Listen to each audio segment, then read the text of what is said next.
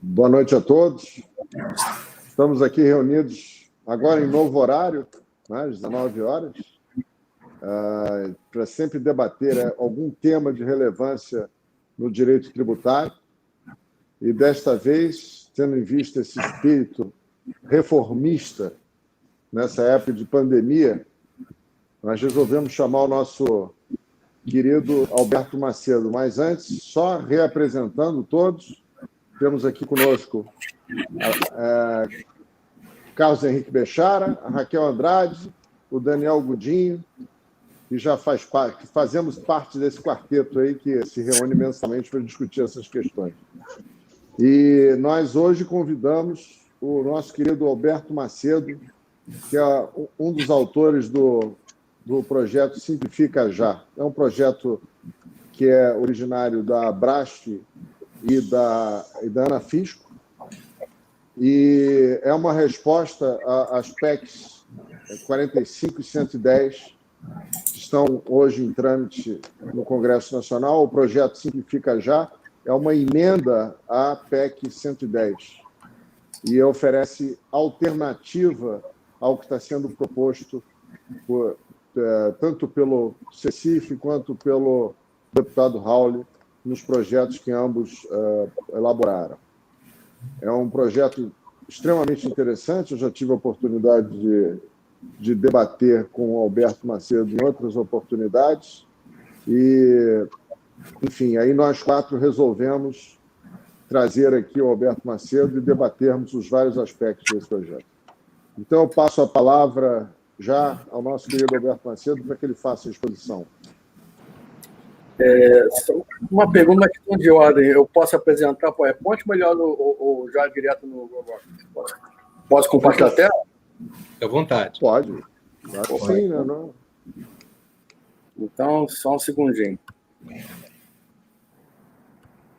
Bom, primeiro eu queria agradecer a oportunidade de vocês de poder ter esse espaço para poder falar um pouquinho desse Simplifica Já, né?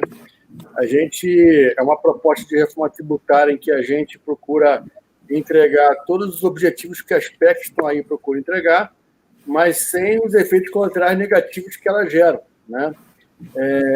E a gente consegue fazer isso quando a gente foca exatamente onde estão os principais problemas desse dito caos tributário, né? Então, é algo que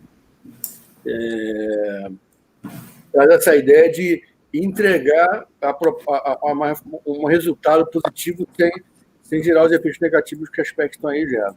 É importante registrar, eu acho que de forma preliminar, vamos dizer assim, os pontos que a gente entende que são pontos muito negativos das propostas que estão aí. A PEC 45 é a PEC mais badalada, né? Então eu vou focar nela. Tem 4 pontos muito negativos da PEC 45. Tem alguns, mas os 4 principais. Primeiro, ela aumenta a carga tributária, né? Dizer que não aumenta a carga tributária sobre o campeonato é algo que até, né, desafio inteligente. Então, ela aumenta a carga tributária não só pelo fato de querer, através de uma alíquota única, querer equilibrar entre setores dessa carga, né? A gente tem... E a crítica que a gente faz é que o Brasil não é uma página... A economia brasileira não é uma página em branco. O Brasil existe com as suas diferenças e não é o momento de querer redistribuir carga tributária em setores econômicos, ainda mais no momento de pandemia. E ainda mais no setor de serviços, que é o setor que mais emprega no Brasil. Aproximadamente 70% da mão de obra empregada vem do setor de serviços, né? E as empresas estão preocupadas em sobreviver, não em ter rearranjo aí, de carga tributária. Então, esse é o primeiro ponto que a gente critica da PEC 45. O segundo ponto criticável da PEC 45 é que os municípios eles perdem o potencial da arrecadação dinâmica do ISS, né? Para vocês terem uma ideia, a tributação do setor de serviços no Brasil, a arrecadação dela é distribuída da seguinte forma: a União fica com 43% por conta da PIS/COFINS dos serviços, os municípios com 39% por conta do ISS e da cota parte do ICMS, Serviço de Comunicação, Serviço de Transporte que é municipal, e os estados ficam com 18%. Em vindo o IBS, essa transferência é tremenda. Os municípios perdem 46% na participação da base de serviços. Com essa taxa de crescimento da base de serviços que os municípios têm dado conta de crescentes demandas e atribuições que lhes têm sido outorgadas ao longo das décadas desse regime da Constituição 38. Né? Os municípios que a população ela não bate a porta do governador, nem muito menos do presidente da República para demandar os serviços. Bate a porta do prefeito, e muitas vezes nem quer saber se aquele serviço é municipal ou não. Por exemplo, hospitais de alta e média complexidade, várias cidades do país acabam assumindo esse serviço que em tese deveria ser prestado pela União. Né? Sem contar guardas civis metropolitanas que, em tese, deveriam fazer guarda de próprio municipal, hoje em dia fazem policiamento ostensivo. Né? Então, e agora, na Covid, em que os municípios estão no fronte da guerra da Covid, né, são cada vez mais demandados em serviços de saúde pública e assistência social, sem contar tendo que rever protocolos de distanciamento em serviços de transporte público e de educação pública. Só para você ter uma ideia, em São Paulo aumentou em mais de 70% a procura por matrículas em escola pública de ensino fundamental. O país vai ficar mais pobre por um bom tempo, né? E o serviço público vai ser mais demandado naturalmente, né? Fazer a reforma tributária, mexer em carga tributária, ainda mais setor de serviço, é quase uma piada de mau gosto. Sem contar que, particularmente estados e municípios, por conta de uma alíquota única do IBS, que em tese de PowerPoint é 25%, mas já sabemos que será de mais de 30%, os municípios, as compras governamentais respondem por um percentual muito grande nas compras do país, né? Mais de 30%, tranquilamente. E os municípios, por exemplo, nos dados que levantamos, vão ser mais onerados em quase 15% a mais, porque com o IBS sobre serviço majorado, os municípios vão aumentar a despesa do orçamento deles por conta desse custo do tributo mais elevado. Né? E aí, com isso, além disso, o serviço ficando mais caro, muita gente de classe média baixa, vai deixar de ter o seu plano de saúde, por exemplo, seu serviço de saúde particular, ou o seu serviço de escola particular, e vai demandar o serviço correspondente público, onerando mais ainda o orçamento dos municípios. Né? Então, só para ter uma ideia das consequências de querer fazer uma reforma de prancheta a todo custo. Né? Um outro ponto que é muito negativo da PEC 45 é o fato de ela não ser autossustentável. Ela não para em tiver fundos da União. Ou seja, fazer reforma com o dinheiro dos outros é fácil, né? O Simples já não demanda fundos de terceiro para fazer a reforma, né? Então, para ter uma ideia, alguns governadores chegaram a falar que sem um fundo de 400 a 500 bilhões de reais da União, não tem reforma tributária. Quer dizer, então fica difícil, né? E, por fim, apesar de eu não entender que a previsão de alíquota compartilhada de IBS entre União, Estados e municípios, em tese, não ferir o pacto federativo, que é o que a PEC 45 propõe, a federação ela é fragilizada com a PEC 45. Por quê? Porque é uma perda de governança no seu tributo de consumo próprio. Porque quando você tem o IBS, que junta PIS, COFINS e IPI, ICMS, SS, e aí vai para o IBS, aí vem o tal do Comitê Gestor Nacional dos três entes, que agora estão chamando de Agência Nacional. Ora, é óbvio que num ente como esse, a tendência é os municípios serem engolidos pelos estados e os estados serem engolidos pela União. Alguém poderia falar, mas, Alberto, já existe isso no Simples Nacional. Sim, é verdade, o Simples Nacional é assim. Só que no Simples Nacional passam 100 bilhões de reais por ano de arrecadação. Enquanto nesse eventual Comitê de Gestão Nacional do IBS passaria mais de 1 trilhão de reais. É óbvio que a relação de poder vai ser outra. E a tendência é a fragilização da federação. O que na proposta simplificar já é muito mais bem endereçado quando se prevê um Comitê Gestor Nacional do ISS, né, e um Comitê Gestor Nacional do ICMS. O do ISS para os municípios se integrarem entre si, fortalecendo a federação, e o do ICMS para os estados se integrarem entre si. Vou poder entrar mais em detalhe quando falar da proposta. Né? Eu acho que eu posso compartilhar a tela para começar. Deixa eu ver. Share screen.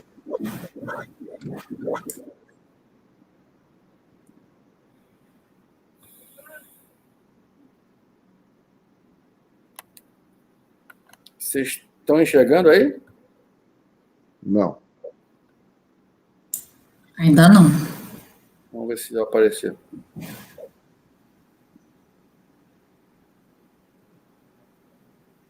Nada?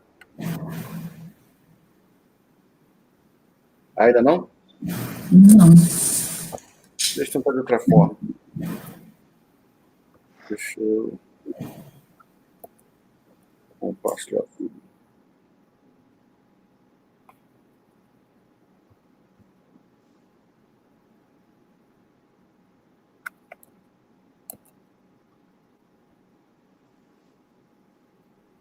E agora? Também não. Ainda não. Oi. Esse material que você vai compartilhar é aquele que está no site. Divulga o site do Simplifica Já para o pessoal que está aqui nos assistindo. www. Muito querido, Carlos Maia, Gustavo da Gama, Raiz Azevedo e outras pessoas aqui, que eu acho que o site está muito bem estruturado e muito bem, como eu posso dizer, tem muito conteúdo positivo, então acho que vale a pena você divulgar esse material. E se tiver algum problema técnico, enfim, tenho uma apresentação, alguma das apresentações, né, que você talvez tenha. Primeiro, bom, muito obrigado, Daniel, com certeza. Acho que o site é o www.simplificaja.org.br, e se eu não conseguir compartilhar aqui, aí eu posso passar para o seu e-mail rapidamente, se você puder manobrar para mim, eu vou falando, porque a apresentação que eu tenho já é uma outra versão, então a gente vai sempre aprimorando as versões. Perfeito. Pode ser assim? Pode ser. Bom, não apareceu ainda não, né? Não. Então tem algum problema técnico que não está aparecendo. Vou te passar. Você pode passar o seu e-mail para mim? Eu já passo aqui. Daniel@gudino.com.br. Como está aqui na tela, sem o tio. Daniel@gudino.com.br.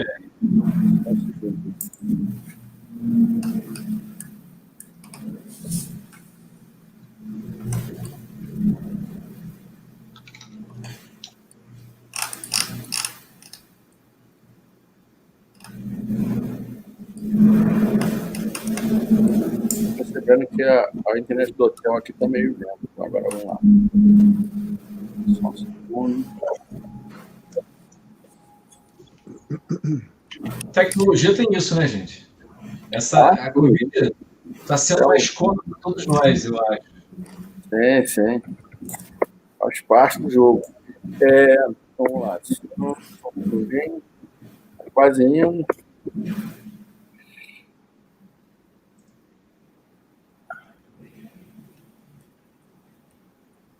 Gostei também muito dos depoimentos que estão gravados lá no site, muito coerentes, inclusive, né? Como é que se vai fazer uma reforma tributária sem você avaliar o papel de cada um e o custo de desenvolvimento, né, de execução desse papel. Se não me engano, quem falou isso, eu tomei nota aqui, achei pertinentíssimo, né? Foi o José Coimbra, no webinar do Unafisco, né? Uhum. Sim. Você recebeu, Daniel? Daniel arroba. Ainda não. Já encaminhou? Não. Só para repetir. Daniel arroba. Gudino, GUDINO. Uhum. .com.br. Achei aqui, tá indo agora. Maravilha. A gente acabou de receber o apoio da FEComércio de São Paulo. O doutor Ives Gandra gostou muito da proposta, entende que é a melhor proposta.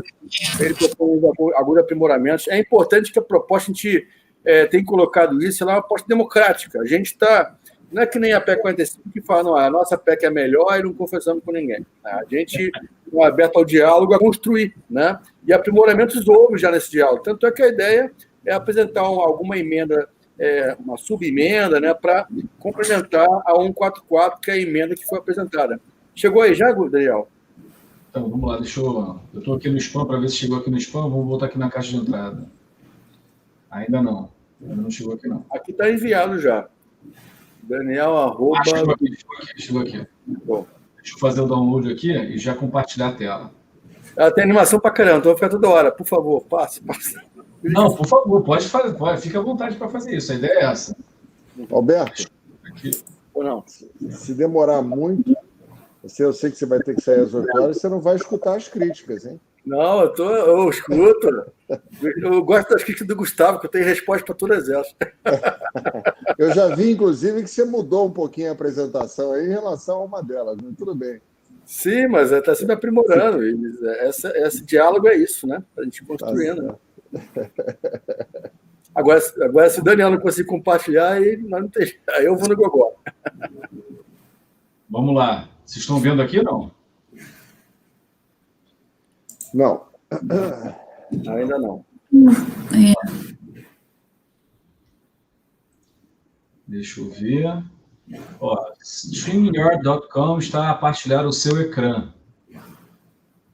Tá Roberto, talvez seja melhor que você fale, que você conhece isso de trás para frente. Tudo bem. Você é muito didático. Então, acho Tem problema. Não vai ter prejuízo nisso. Não tem problema. Eu vou falando, e o Daniel, se ele conseguir no meio do caminho aparecer, tudo bem, a gente vai e volta para o desenho, a animação. Aqui consta que já está compartilhado, mas estou tentando... no meu caso estava assim também, mas tudo bem, vamos em frente. Aqui no chat pedindo para o nosso back-office aí. Eu tentei chamar o Arthur aí, mas acho que ele não sei se ele viu. Eu vou falando e não tem problema. Depois o ótimo inimigo do bom. Verdade. Vamos em frente. Bom, então eu já coloquei alguns pontos de problemas das PECs que estão aí, né? Eu Simplificar Já, eu coordeno o GT de reforma tributária já há mais de 2 anos no município de São Paulo. Sou gestor fiscal do município de São Paulo há 22 anos, né? Coordeno o GT com 6 colegas, 2 economistas, 2 juristas e 2 de trabalho área operacional, um do Simples Nacional, uma do Simples Nacional e um de fiscalização de instituição financeira, né? E a gente vem analisando as PECs há mais de 2 anos, as emendas, todos os aspectos jurídico, operacional e econômico, né? E aí a gente dialoga com o CECIF também, e para o deputado Raul, também há muito tempo, né? Antes da PEC 45 existir, né? Então a gente tem dialogado e o Simplificar Já surge quando no final do ano passado a gente percebe que as diferenças eram estruturantes entre o que a gente achava mais adequado. Não é diferença ancilar ou acessória, nada disso. É a diferença estruturante, né? Basicamente porque na PEC 45 tem uma espécie de um dogma de que o tributo não cumulativo é a melhor coisa do mundo, né? Isso depende, né? Se você tem um país que não é uma federação, é fácil implantar um IVA, né? Bem como você tem que implantar um IVA numa federação de 3 andares, como dizia Alcide Jorge Costa, né? Então, na proposta Simplificar Já, uma proposta, primeiro, ela procura avançar rapidamente no momento de pandemia para aprovar esse ano ainda, porque é algo que é de consenso comum, tem algumas premissas. Então, as premissas primeiro, não mexer em carga tributária, segundo, focar nas obrigações acessórias, e aí é importante ressaltar aspectos que estão aí, têm vendido a ideia há 2 anos de que a complexidade do sistema tributário decorre de haver 5 tributos sobre o consumo. Isso não é verdade. Um tributo pode ser pior do que 5 tributos. Isso tanto é verdade que quando você vai olhar os pontos focais dos problemas da tributação no consumo no Brasil, você olha, por exemplo, tem que ter dado objetivo. Dizer que é um caos, assim, não adianta, tem que ter dado objetivo. Dado objetivo primeiro, pesquisa da CNI 2019, que os industriais foram perguntados qual o tributo que impacta mais negativamente na competitividade. Resposta, ICMS, 42%. PIS/COFINS, 16%. INSS, 16%. ISS, 1%. Né? Então, aí já começa a derrubar um argumento da PEC 45 de que o ISS seria um problema porque ele gera resíduo para a indústria. Porque como é um tributo cumulativo, e você não consegue abater com o ISS pago, o serviço tomado pela indústria, no ICMS ou IPI pago na operação seguinte, ou mesmo PIS/COFINS, isso gera resíduo. Sim, gera resíduo. Agora, de novo, há um trade-off entre o tributo cumulativo e o não cumulativo. Um tributo não cumulativo com alíquota alta, e complexidade, estou no hotel, vou ter que ir lá desligar, deixar o telefone tocar. Um tributo não cumulativo com alíquota alta, não cumulatividade, ele ele versus um tributo cumulativo com alíquota alta e simplicidade, tem que ver qual é o melhor. Né? Depende. Qual é a resposta? Depende da alíquota do tributo mais baixo, né? Da alíquota máxima do tributo cumulativo. Né? Então, tudo isso é um trade-off. E aí, a questão é que o ISS está longe de ser um problema, por exemplo, da indústria, que tem aí apoiado a PEC 45. Né? Então, você, primeiro, percebe que o ICMS e a PIS/COFINS são os principais pontos focais de problema da tributação do consumo. Aliás, um dado que corrobora isso é o Banco Mundial, relatório do INBISA 2020, em que das 1.501 horas que se gasta para calcular tributo no Brasil, o ICMS responde sozinho por 59%. Né? Então, de novo, você começa a enxergar onde estão os pontos focais dos reais problemas. Né? Então, esses são os pontos. E aí, o Simplificar Já, ele trabalha com uma proposta de solução em 4 módulos, né? Uma proposta modular. Né? E aí, os 4 módulos quais são? A reforma do ICMS, a reforma da PIS/COFINS, a reforma do ISS e a desoneração parcial da folha, para quem emprega mais e tem uma maior massa salarial. Na reforma do ICMS, qual é a ideia? E diferentemente da PEC 45, que quer amarrar uma transição do IBS no texto constitucional, aliás, é uma crítica mais, uma transição que no texto original está 10 anos, que a gente sabe que vai ser menor que isso, mas mesmo que fosse 1 ano, uma transição com 5 tributos e colocar mais um sistema tributário, é um verdadeiro absurdo, ainda mais numa pandemia, né, em que as empresas já têm os seus departamentos fiscais inchados e vão ter que tomar conta de mais um tributo. Isso por 1 ano que fosse seria algo absurdo. Né? Esse já é um outro ponto negativo. Na proposta, além disso, amarra a transição um tempo em que não se tem dados de economia real. O que é dado de economia real? Nota fiscal eletrônica emitida. As propostas estão aí, fazem dados, estimativas com dado econômico que podem errar feio. POF, DH Renda. Então, começa a prometer crescimento econômico. Aliás, essa matéria essa semana, Valor Econômico, diversos economistas da FGV, do IBRE, da FGV, Instituto Brasileiro de Economia, criticando a PEC 45 por conta de falta de cálculo, falta de dado, falta de estimativo. Né? Então, são dados muito... É um cavalo de pau na economia, é um salto de paraquedas no escuro, salto sem paraquedas no escuro. Né?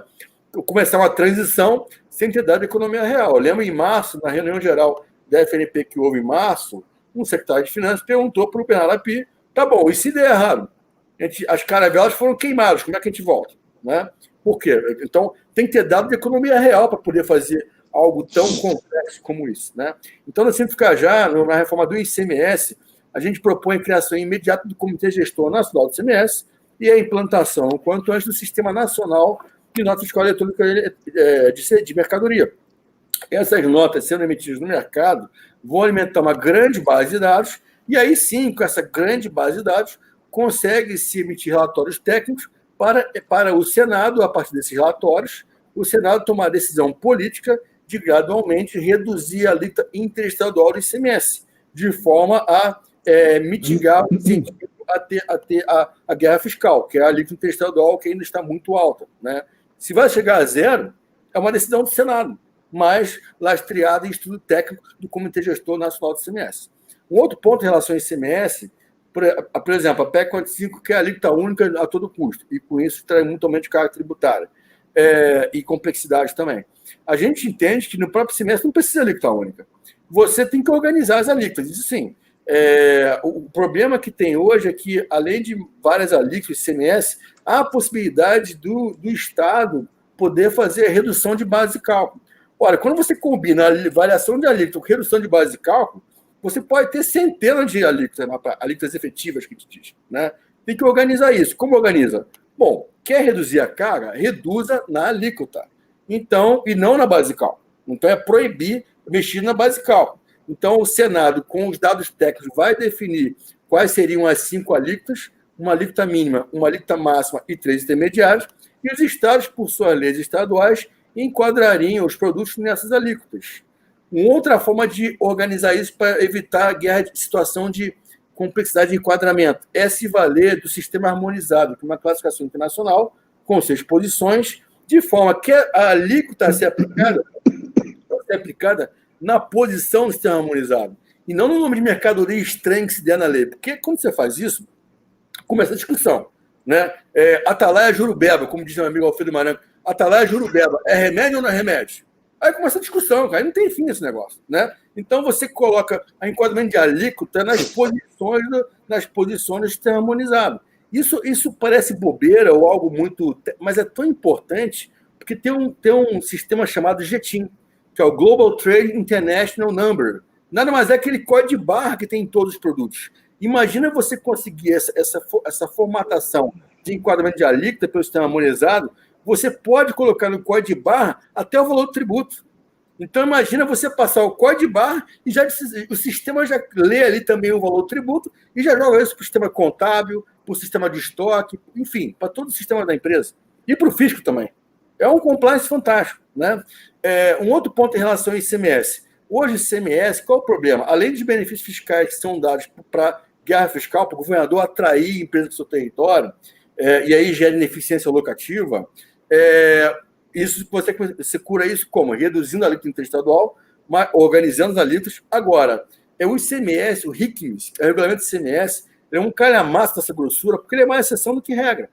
Ora, então, as exceções vão diminuindo conforme essas propostas acima vão sendo implementadas. Além disso, o comitê gestor... Bom, aí tem a questão de o que está em lei ordinária dos ICMS estaduais, né? Você vai unificando isso na lei complementar do ICMS, mas mantém para os estados o poder, a competência tributária, o poder de definir a alíquota, entre as alíquotas, entre aquelas que o Senado propôs em alíquotas padrão, né? O que for de cipoal legislação de normas infralegais do ICMS, decretos, portarias, etc., você vai unificar em resolução do Comitê Gestor Nacional do ICMS. Essa é a verdadeira simplificação, porque vende por aí a ideia de que juntar 5 tributos em um resolve. Não é esse o problema. O problema não é porque tem 5 tributos de ente federativo diverso. O problema é que você tem 27 ICMS em vez de um ICMS nacional. É porque você tem milhares de ISS em vez de um ISS nacional. Esse é o problema, né? Na parte ainda do ICMS, a previsão de um comitê gestor nacional do ICMS, com a governança dos estados, né?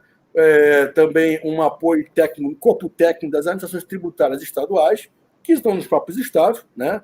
Além disso, esse comitê vai ter a atribuição de elaborar e manter os sistemas de eletrônicos de nota, né? E de declarações, mas é basicamente sistema único. E esse comitê ele vai ter também meramente um poder regulamentar. O CONFAS deu errado por quê? Por vários motivos, mas entre eles, o fato de o convênio ICMS ter força de lei e fica a discussão do Poder Judiciário se aquela regra poderia ter vindo por convênio ou teria que ter vindo por lei complementar. Ora, o comitê gestor tem que ter um poder meramente regulamentar, né? Além disso, uma câmara de compensação, em que o sistema hoje, que a ideia é o Sistema Nacional de ICMS, não ser só emissor de nota, mas também tomar conta das contas gráficas dos contribuintes. Ou seja, você devolve a complexidade para o fisco, que nesse diálogo com o contribuinte, ele vai apurar e vai jogar para o contribuinte para validar ou não aquele cálculo. Agora, você percebe que a gestão da conta gráfica de volta para o fisco, vamos dizer assim, para esse Comitê de Gestão Nacional, vai acabar com a maldição do lançamento por homologação, em que o contribuinte tem 30 dias para calcular o tributo e 5 anos rezando para não ser autuado e sofrer um rebote por conta de alguma divergência de entendimento com a administração tributária, né? Ainda em relação ao ICMS, a ideia é reduzir a regressividade, porque a gente sabe, hoje o que acontece? Você tem um produto de R$100 com um tributo embutido de R$30, ora, esses R$30 naquele produto, quando alguém ganha R$5.000 e compra aquele produto, o impacto é muito maior do que alguém que compra o mesmo produto e que tem uma renda de R$50.000.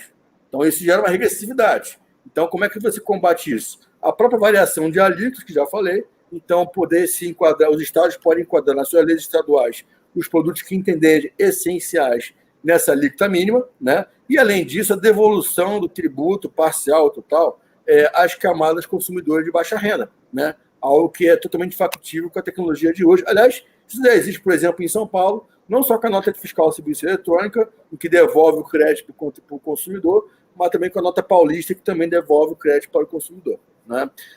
E aí eu passo para a reforma do ISS, simplificar já. O ISS, Simplificar, ele mantém a alíquota mínima de 2% e a máxima de 5%, né? Aliás, a máxima de 5% fica até menor que a atual, porque a atual é 5%, mas é por dentro.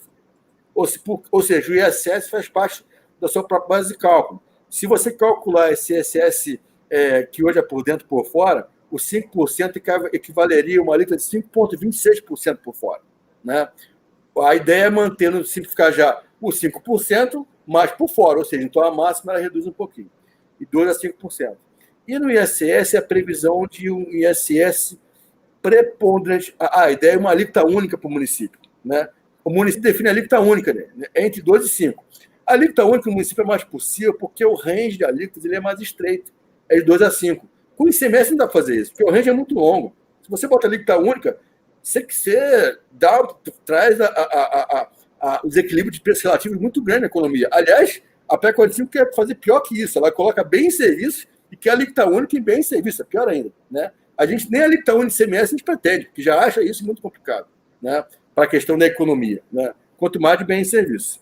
No ISS, a ideia de alíquota única do município, e um ISS que eu chamo de preponderantemente destino. O que é isso? Na operação intermunicipal, a ideia é que o ISS fique 2% no município de origem e o município de destino, na operação intermunicipal, ele recebe a diferença entre a alíquota interna dele e o 2% da origem.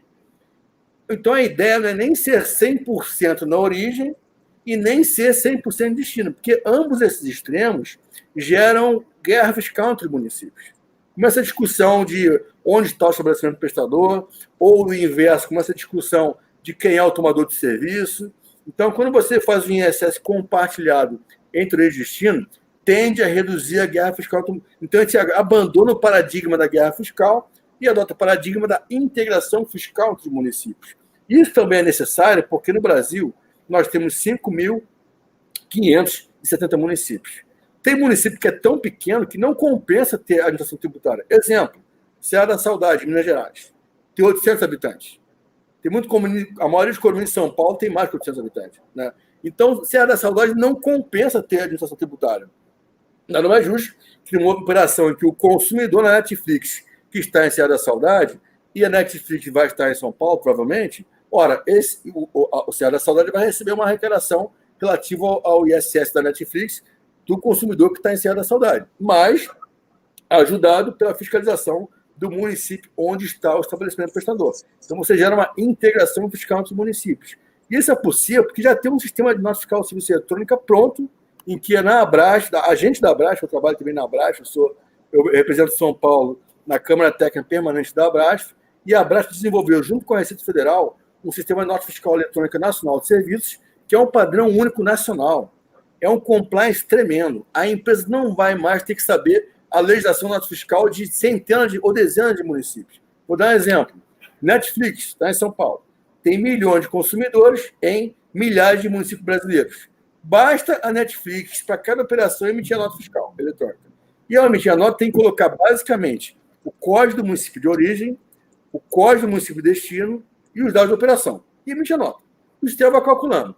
E vai emitir a nota ao longo do mês. Quando acabar o mês, a Netflix vai pegar a guia única eletrônica de arrecadação.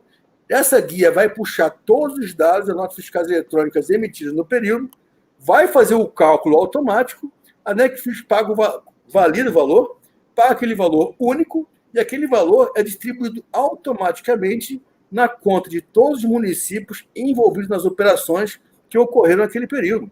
É um compliance fantástico para as empresas prestadoras de serviço, né? Então, agora apareceu a IBS. Aparece a apresentação. Agora estou embalado que eu acho que nem a apresentação eu quero ver mais. Mas vamos lá. Se puder botar, Daniel, não sei se... Agora voltou o Gustavo aqui. Acho melhor a gente não deixar para lá a apresentação. Deixa para lá, vamos em frente. Acho que tá dando para... Como diz o Gustavo, já decorei até a vírgula da minha apresentação. Então, você vê o compliance. E hoje em dia, as prefeituras gastam dinheiro contratando empresas para fazer sistemas de nota eletrônica que não tem padrão nenhum, né? E não se conversam sistemas. Já pensou cada município fazendo um sistema de nota? E o prefeito gasta milhares de reais, não só para contratar o sistema, mas para manutenir o sistema. O emissor público está pronto, é gratuito. A prefeitura vai poder pegar o emissor gratuito, emissor público de nota, padrão nacional, e isso aí resolve. A prefeitura gasta menos dinheiro e o contribuinte prestador de serviço tem um compliance tremendo, fantástico. É algo de primeiro mundo esse sistema. A nota não tem campo texto, é tudo parametrizado. Então, é só emitir e os dados já são automaticamente puxados, né? Em relação ao ISS ainda, isso é importante que se frise, um comitê gestor nacional do ISS para a governança desse sistema de nota também. Além disso, a legislação do ISS ela vai ser unificada no Brasil inteiro. Vai deixar os municípios com a sua autonomia, podendo definir a sua alíquota, que isso aí é competência tributária, não pode tirar. E, além disso, a legislação infralegal do ISS do Brasil inteiro, a ideia é ter um microfone aberto se quiser fechar. E além disso, está dando eco. No ISS, a legislação infralegal. Desculpa, Alberto. Gustavo, fecha o seu microfone, Gustavo. Eu acho que está dentro disso. Valeu. Beleza. Então, a resolução do Comitê Gestor Nacional do ISS vai unificar as normas de decretos, portarias e entes de milhares de municípios brasileiros. De novo, um compliance tremendo, né? Esse Comitê Gestor é idêntico ao do ICMS, né? É importante que o Comitê Gestor, tanto do ICMS quanto do ISS, tenha um orçamento próprio, mas é coisa ínfima, é o infinitesimal da arrecadação do ICMS e o infinitesimal da arrecadação do ISS. Eu digo isso porque eu fui membro do Comitê Gestor do Simples Nacional. O Simples Nacional tem a sua importância, particularmente na questão de formalização de pequenas empresas, né? Mas ele padece de alguns males. Por exemplo, a União não bota dinheiro lá, né? Eu lembro que o parcelamento do Simples Nacional, que foi aprovado em 2008, o sistema de parcelamento levou 3 anos para ficar pronto. E mambembe, chegou a decair exercício fiscal, que não foi fiscalizado. Quem responde por isso? Né? Então, o comitê gestor precisa de um orçamento mínimo para poder elaborar e manter os seus sistemas próprios, né? Coisa mínima, né? Em relação ainda, acho que em relação ao ISS é isso, se eu não esqueci nada. Na parte federal, nós temos o PL 3887 da CBS, que tem vários pontos complicados, ele teria que ser aprimorado, né? Dos pontos principais que a gente entende que cai aprimoramento, primeiro, não dá para querer uma alíquota de 12% no regime cumulativo sem ter a opção de um cumulativo, né? Muitas empresas não têm insumo suficiente com o tributo embutido para se acreditar, né? De novo, é o setor de serviço pagando pato, né? Então, não dá. O setor que mais emprega na economia vai ser mais onerado num momento tão sensível da economia em que se precisa, quanto antes, dar aquele empurrão para a recuperação da economia do país, né? Nessa linha, a gente propõe uma alíquota cumulativa opcional de 4% da CBS. Tem outros pontos, mas esse é o principal, de 4%. Alberto, por que 4%? Porque o 3,65% da PIS/COFINS ele é por dentro. Quando ele é por fora, o cálculo vai para algo em torno de 3,78%. E, considerando também que na CBS não vai incidir sobre outros tributos, por exemplo, sobre o ISS, então essa correção para 4% é o equivalente ao 3,65% por dentro. O 4% é tudo por fora, né? Então, você mantém a carga tributária. O importante é a premissa, manter a carga tributária. O outro ponto, em relação, aí para terminar, na parte federal, é a desoneração parcial da folha, que abate nosso querido Haller Renares, Ação Brasileira de Advocacia Tributária. Ela nos contribuiu com a proposta, aliás, ela apoia a proposta formalmente, né? Juntamente com a SEBRAS, Central Brasileira de Serviços, que tem mais de 850 mil empresas afiliadas e responde por 8,1 milhões de empregados no país, né? A proposta qual é? É desonerar a folha parcialmente. A ideia é que a empresa, quanto mais empregados ela tenha e quanto maior a massa salarial, menor a contribuição patronal previdenciária. Uma tabelinha, uma emenda de lei ordinária, né? Uma tabelinha que combinados vai ter uma alíquota resultante mais desonerada para quem emprega mais e tem a maior massa salarial. Como é que fecha esse buraco? Bom, entre outros fatores, trazer para a contribuição do funding da Seguridade Social um marketplace. O que é o marketplace? Marketplace é uma empresa que usa plataforma de tecnologia e aproxima quem quer vender bem e serviço de quem quer comprar bem e serviço. Exemplo clássico, Uber. Uber é um marketplace. com a sua mais de centena de motoristas que não são seus empregados, mas que vão onerar a Seguridade Social lá no futuro. Nada mais justo que o Uber contribuir com uma CPRB para contribuir para o funding da Seguridade Social e ajudar a fechar esse buraco da desoneração da folha para quem mais emprega. Eu acho que esses são os principais aspectos da proposta. Eu fico aí à disposição para dúvidas, questionamentos, e será um prazer debater com vocês. Muito obrigado.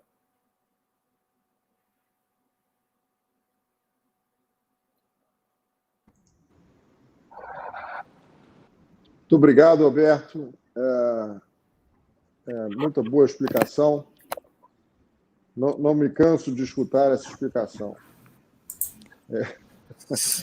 Eu acho que talvez valesse a pena eu fazer uma breve exposição dos pontos que eu gostaria de levar à ponderação dos demais e, em seguida, a gente inicia os debates. Porque, como eu já tive a oportunidade de debater com o Alberto em algumas situações, talvez fosse bom assim, porque a gente polariza as questões e pode chegar a um entendimento com mais facilidade. Como eu sempre digo, o Simplifica Já é uma proposta, aliás, como todas as demais, que tem um lado, sempre todas as propostas apresentadas, todos os 5 projetos apresentados, que PEC 45, PEC 110, que Concefaz, Simplifica Já e o PL 3887, eles têm sempre um lado bom. Só que o problema é que o lado ruim, às vezes, em alguns casos dessas propostas, se sobrepõe ao lado bom e acaba destruindo o projeto. Talvez fosse interessante que nós reuníssemos esses projetos todos em um só, fizéssemos uma 6ª proposta que servisse de reforma tributária. O momento, eu acho que eu já tive a oportunidade de dizer isso aqui ou em outras lives, o momento não era de fazer reforma tributária agora. Nós estamos no ano pandêmico, nós estamos com um Estado inflado, cofres públicos extremamente prejudicados em função dos investimentos que foram necessários na pandemia. Nós estamos com o Supremo Tribunal Federal fazendo uma reforma tributária à látere, com esses julgamentos em plenário virtual, em que não há debates entre os ministros, não há a participação de advogados públicos nem privados. E hoje mesmo, nós tivemos mais uma decisão do SEBRAE que muda, faz um overruling em relação ao que existia anteriormente em relação a essa questão. Várias outras reversões de precedentes foram feitas nesses vários julgamentos que o Supremo Tribunal Federal tem feito nessas circunstâncias, em que a participação dos representantes das partes não é feita adequadamente. Isso, a meu ver, é uma reforma tributária. Nós temos mudanças de entendimento do Supremo Tribunal Federal e, enquanto nós estamos aqui discutindo Simplifica Já, PEC 45, PEC 110, PL 3887, eu acho que o momento não é esse, independentemente do projeto ser bom ou ser ruim.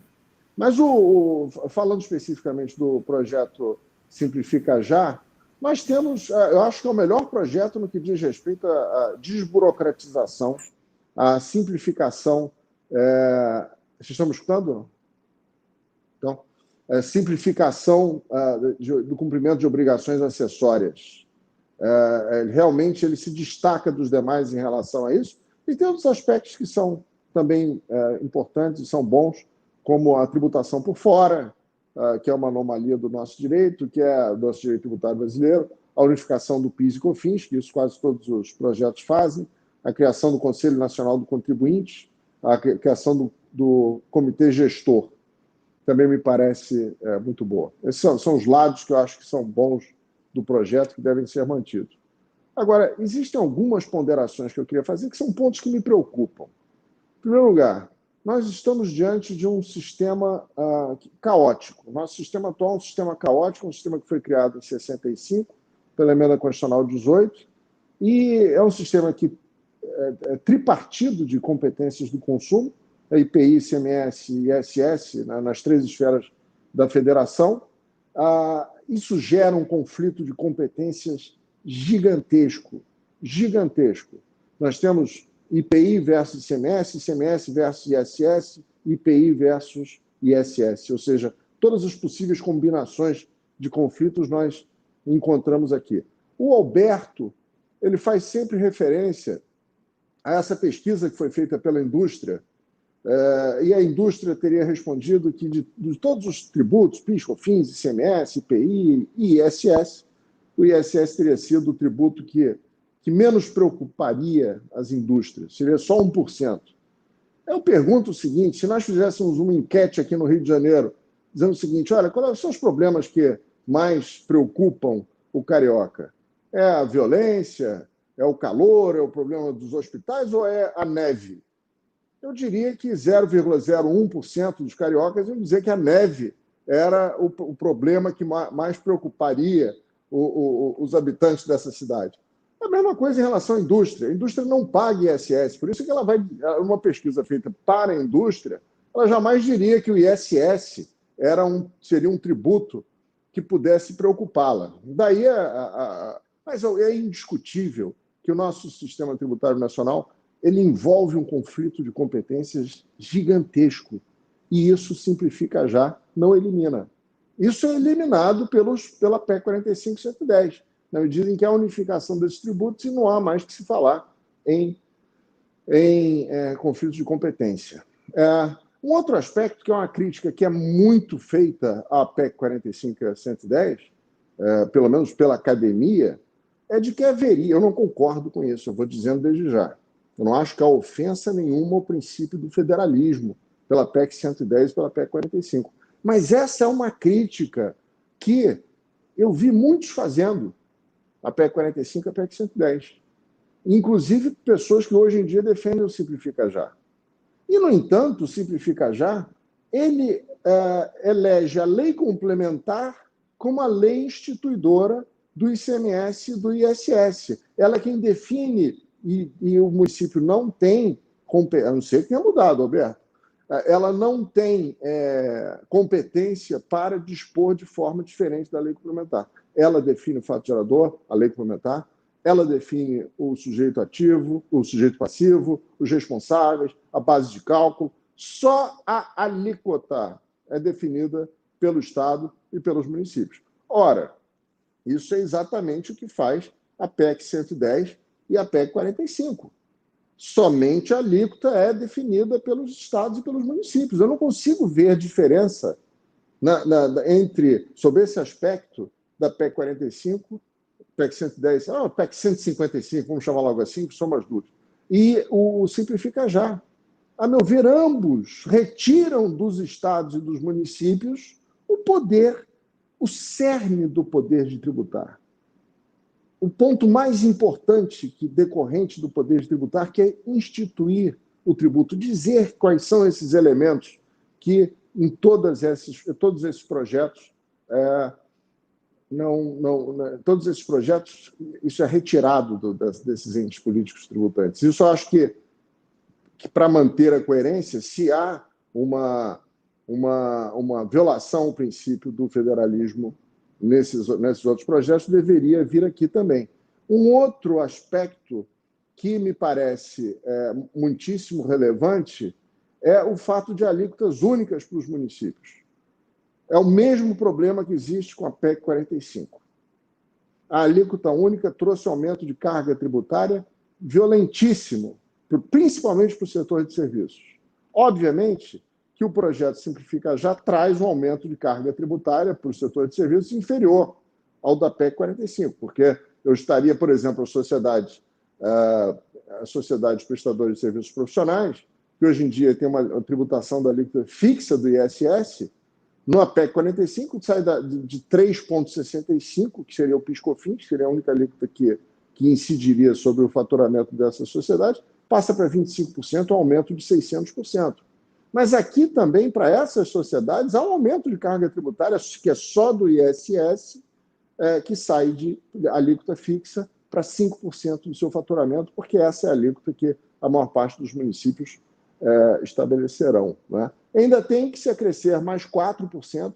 Eu aprendi no último debate que eu fiz com o Alberto, que agora, antes era 5,80 e poucos, e determinou-se que a alíquota da CBS no projeto Simplifica Já seria de 4%. Então, você teria uma alíquota aí passaria de 3,65 para 9% dos dois tributos. Aumento de carga tributária. Nós temos que preservar a carga tributária de todos os setores e não haver aumentos desse tipo para setores tão importantes como o que atinge a classe média. As sociedades profissionais são os médicos, dentistas, advogados, arquitetos, enfim, é a classe média brasileira. Então, eu acho que esse é um problema que é sério. Outra coisa é o conceito de serviço extremamente amplo. A definição do projeto é serviço de qualquer natureza, entendidos como fornecimentos de bens intangíveis. Em primeiro lugar, eu sempre pergunto, já discutiram isso com os russos? Já discutiram isso com os estados? Porque está tendo uma ampliação aqui do conceito de serviço que certamente representará uma diminuição de competência dos estados para a instituição do ICMS, principalmente, por exemplo, nas novas tecnologias. Então, quando você aumenta aqui o conceito, é a mesma coisa que o Supremo fez, né? Aumenta o conceito de serviço, diminui de mercadoria, quando aumenta de mercadoria, diminui de serviço. Além do que, esse conceito aqui é tão amplo, sai daquele negócio da obrigação de fazer e tudo mais, e depois vem em seguida, diz, olha, fornecimento de bens intangíveis, ou seja, quando você fornece um imóvel na construção civil, você não estaria diante de um serviço? Ou seja, ele se preocupou-se tanto em dizer que não haveria incidência na obrigação de fazer que acabou se retirando aqui a construção civil. E aí vem uma complementação nesse conceito dizendo o seguinte, tais como pesquisa e desenvolvimento, jardinagem, apoio técnico administrativo, arrendamento mercantil, locação de bens móveis, cessão, licenciamento, ou seja, criou-se uma lista na Constituição. Aí eu volto àquela pergunta velha que existe aí há 30 anos. Essa lista é exemplificativa ou ela é taxativa? E não adianta, esse tais como não quer dizer nada, Alberto, porque esse já foi utilizado, essa expressão nas listas de serviços, isso não adiantou para resolver o problema. Nós vamos voltar a essa questão da taxatividade da lista. A gente precisa exemplificar. Eu preferiria um conceito que fosse abrangente o suficiente para resolver o problema. Resolver o problema. Seja a obrigação de fazer, seja utilidade econômica, seja o que for. A gente tem que ter um conceito que seja bem definido na Constituição Federal. E o último aspecto, eu tenho vários outros, mas eu vou parar aqui porque eu não quero ficar monopolizando aqui os comentários. O último aspecto que eu levantaria seria o que diz respeito à não cumulatividade. Aliás, essa é uma crítica que eu faço, não só ao Simplifica Já, mas a todos os projetos. O conceito de não cumulatividade utilizado por todos os projetos é o mesmo que existe na Constituição Federal de 88. E este conceito que existe na Constituição Federal de 88 não foi suficiente para proteger os contribuintes da Lei Complementar 87, a Lei Candir, quando ela veio e limitou totalmente os créditos financeiros. O contribuinte foi ao Supremo Tribunal Federal e disse, olha, a não cumulatividade, esse dispositivo que está aqui na Constituição Federal, ele está sendo violado pela Lei Candir, quando há todas aquelas prorrogações de prazo ou restrições de direito ao crédito. O Supremo Tribunal Federal disse o seguinte, olha, esta redação que está aí, ela só protege, só dá ao contribuinte o direito ao crédito físico e não o crédito financeiro. O crédito financeiro depende de lei complementar. E pronto. E o contribuinte ficou nas mãos do fisco e até hoje o ICMS é um tributo que não é não cumulativo, ele é um tributo cumulativo. Como também é o IPI, como também é o PIS/COFINS, em função da forma como a não cumulatividade é tratada no direito brasileiro. Então, nós temos que ter isso, essa crítica, repito, é uma crítica que eu faço ao Simplifica Já e faço a todos os demais. Temos que ter um conceito de não cumulatividade na Constituição Federal e o mais amplo possível, se nós queremos que o sistema seja efetivamente não cumulativo e que não podemos jamais delegar isso para a lei complementar, porque nós estaremos entregando isso para o Congresso com as composições seguintes.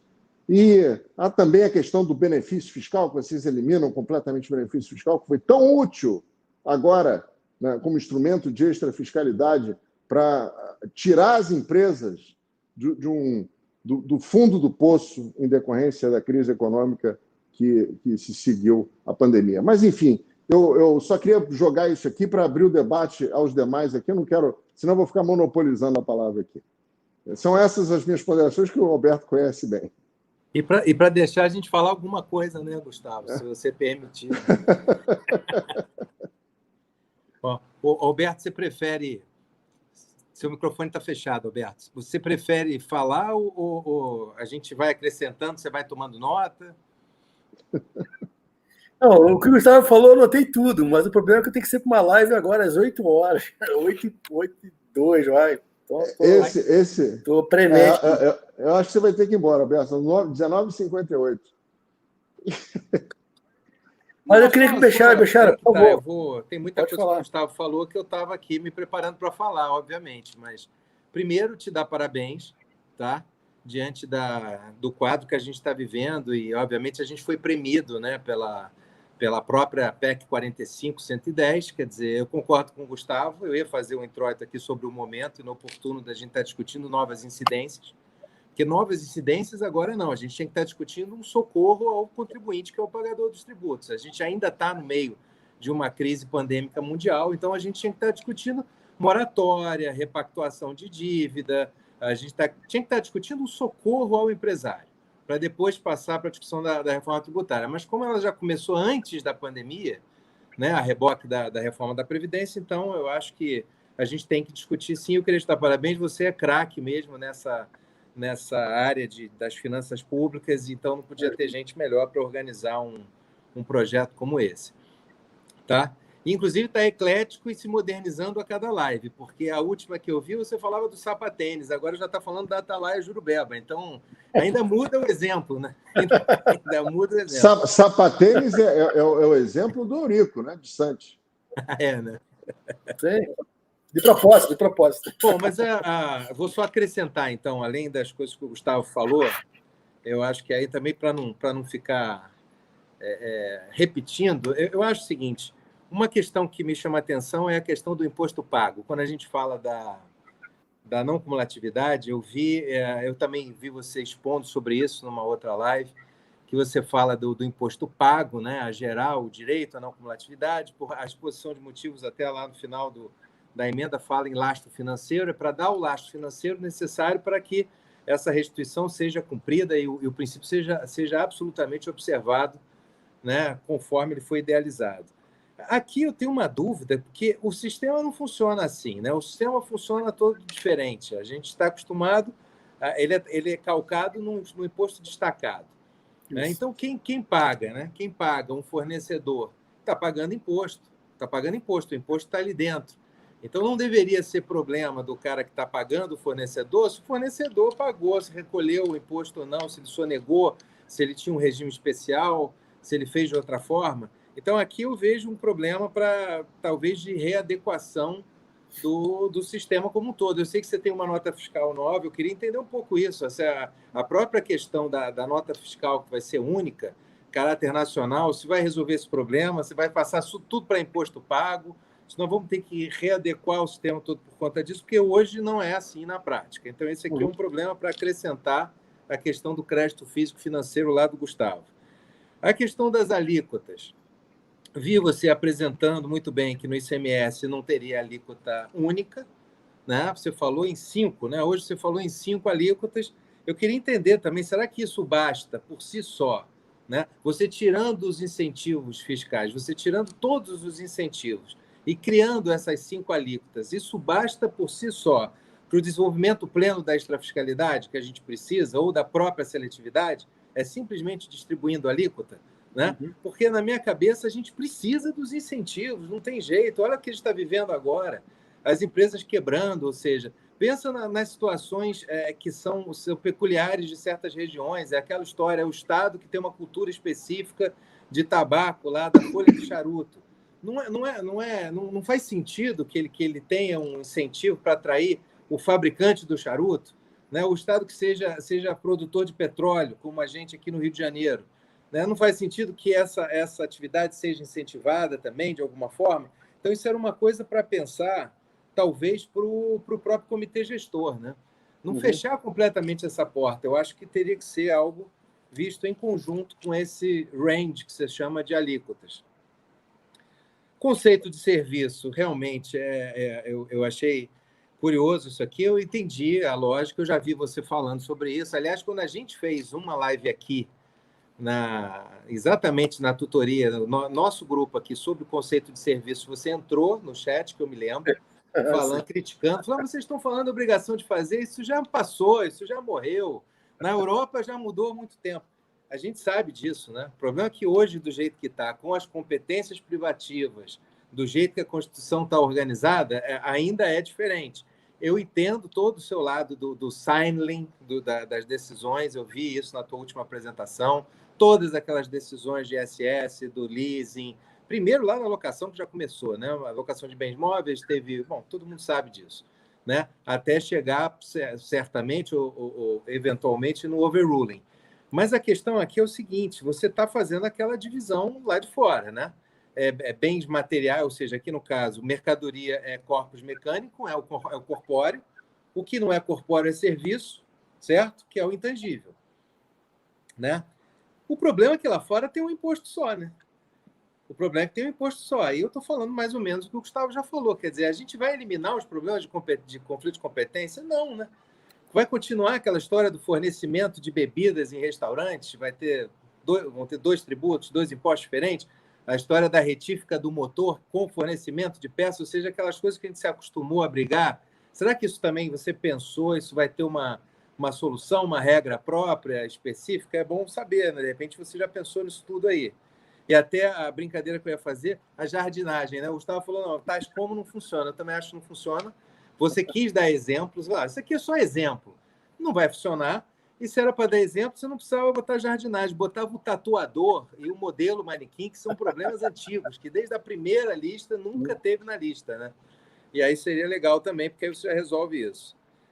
Por último aqui também, para não repetir o Gustavo, a questão da obrigação acessória, que eu acho que diminuiu, fica uma coisa mais objetiva assim, mas não dá para perder a oportunidade. Isso eu vi o Helenilson falar também numa das lives, de colocar alguma coisa, por exemplo, como o princípio da anterioridade para a implementação, instituição de novas obrigações acessórias, principalmente aquelas que são absurdas, que dão um trabalho danado e a multa ainda vem em cima da receita bruta do contribuinte, que é outro absurdo, isso deveria, inclusive, acabar para sempre, né? A história do punitivismo fiscal, mas aí a gente já começa a fazer um projetão aqui, né? Já começa a sair um pouco da sua seara. É isso, parabéns. Eu acho que é bem desenhado. O racional do projeto dá para ver dá para ver exatamente como está pensado. Gente, eu peço muita desculpa, eu vou ter que sair agora, mas eu queria dar uma resposta rápida para alguns pontos. Eu acho um barato diálogo, que é com o diálogo que a gente cresce. Deixar a questão realmente, o sistema é um outro sistema. Hoje, ICMS, você sequer, na GIA, que é a Guia de Informação e Apuração, você tem a GIA não conversa com nota. A nota é campo texto, a GIA é campo texto. Então, é um sistema em que você a nota vai ser unidade mínima de crédito, vamos chamar assim. Então, esse sistema vai ser enxergado pelo fisco e pelo contribuinte.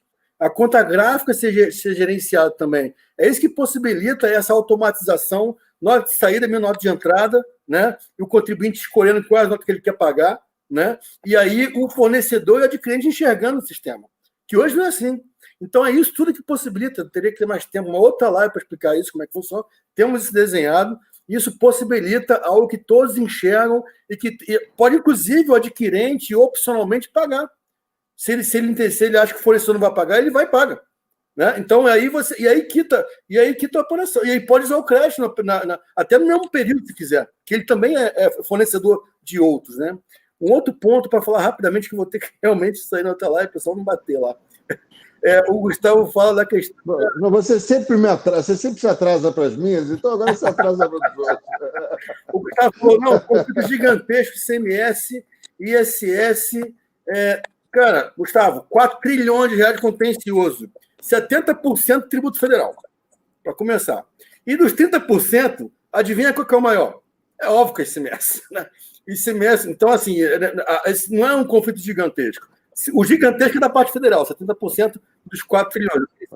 Mas você tem milhões de conflitos judiciais em relação ao ISS. Vamos falar em local da números. prestação, conceito de serviço. Milhões de contencioso, 70%. Não, mas eu estou falando de segurança jurídica. Bom, segurança jurídica não está... Assim, eu tenho que falar em números, senão não fica um negócio meio abstrato, né? O número é 4 milhões de contencioso, 70% tributo federal. Do subnacional, é óbvio que semeia a maior parte, né? Esse é um ponto. Outro ponto, a questão... não, porque a indústria primeiro não é serviço, que nem Rio de Janeiro com neve, né? Não é neve no Rio de Janeiro. Ora, vamos lá, a indústria está reclamando da acumulatividade do ISS, ela toma serviço. Aliás, hoje o conceito de indústria é ultrapassado. É o conceito de universidade produtiva que se chama. A universidade produtiva, cada vez mais terceirizando serviço, ela toma. Agora, é um serviço que ela toma um alíquota baixo. Isso vai ser um problemão quando esse serviço for tomado a uma alíquota de 30% e um crédito financeiro mitigado. Aí vai ser um problemão. Que baixa mitigar 15% desse crédito financeiro para ser pior que o ISS cumulativo. A conta que nós fizemos. Então, esse é um ponto a se pensar. Aliás, vai dizer que 70 bi, que é a arrecadação nacional do ISS, está atrapalhando o crescimento econômico num PIB de 7,3 tri?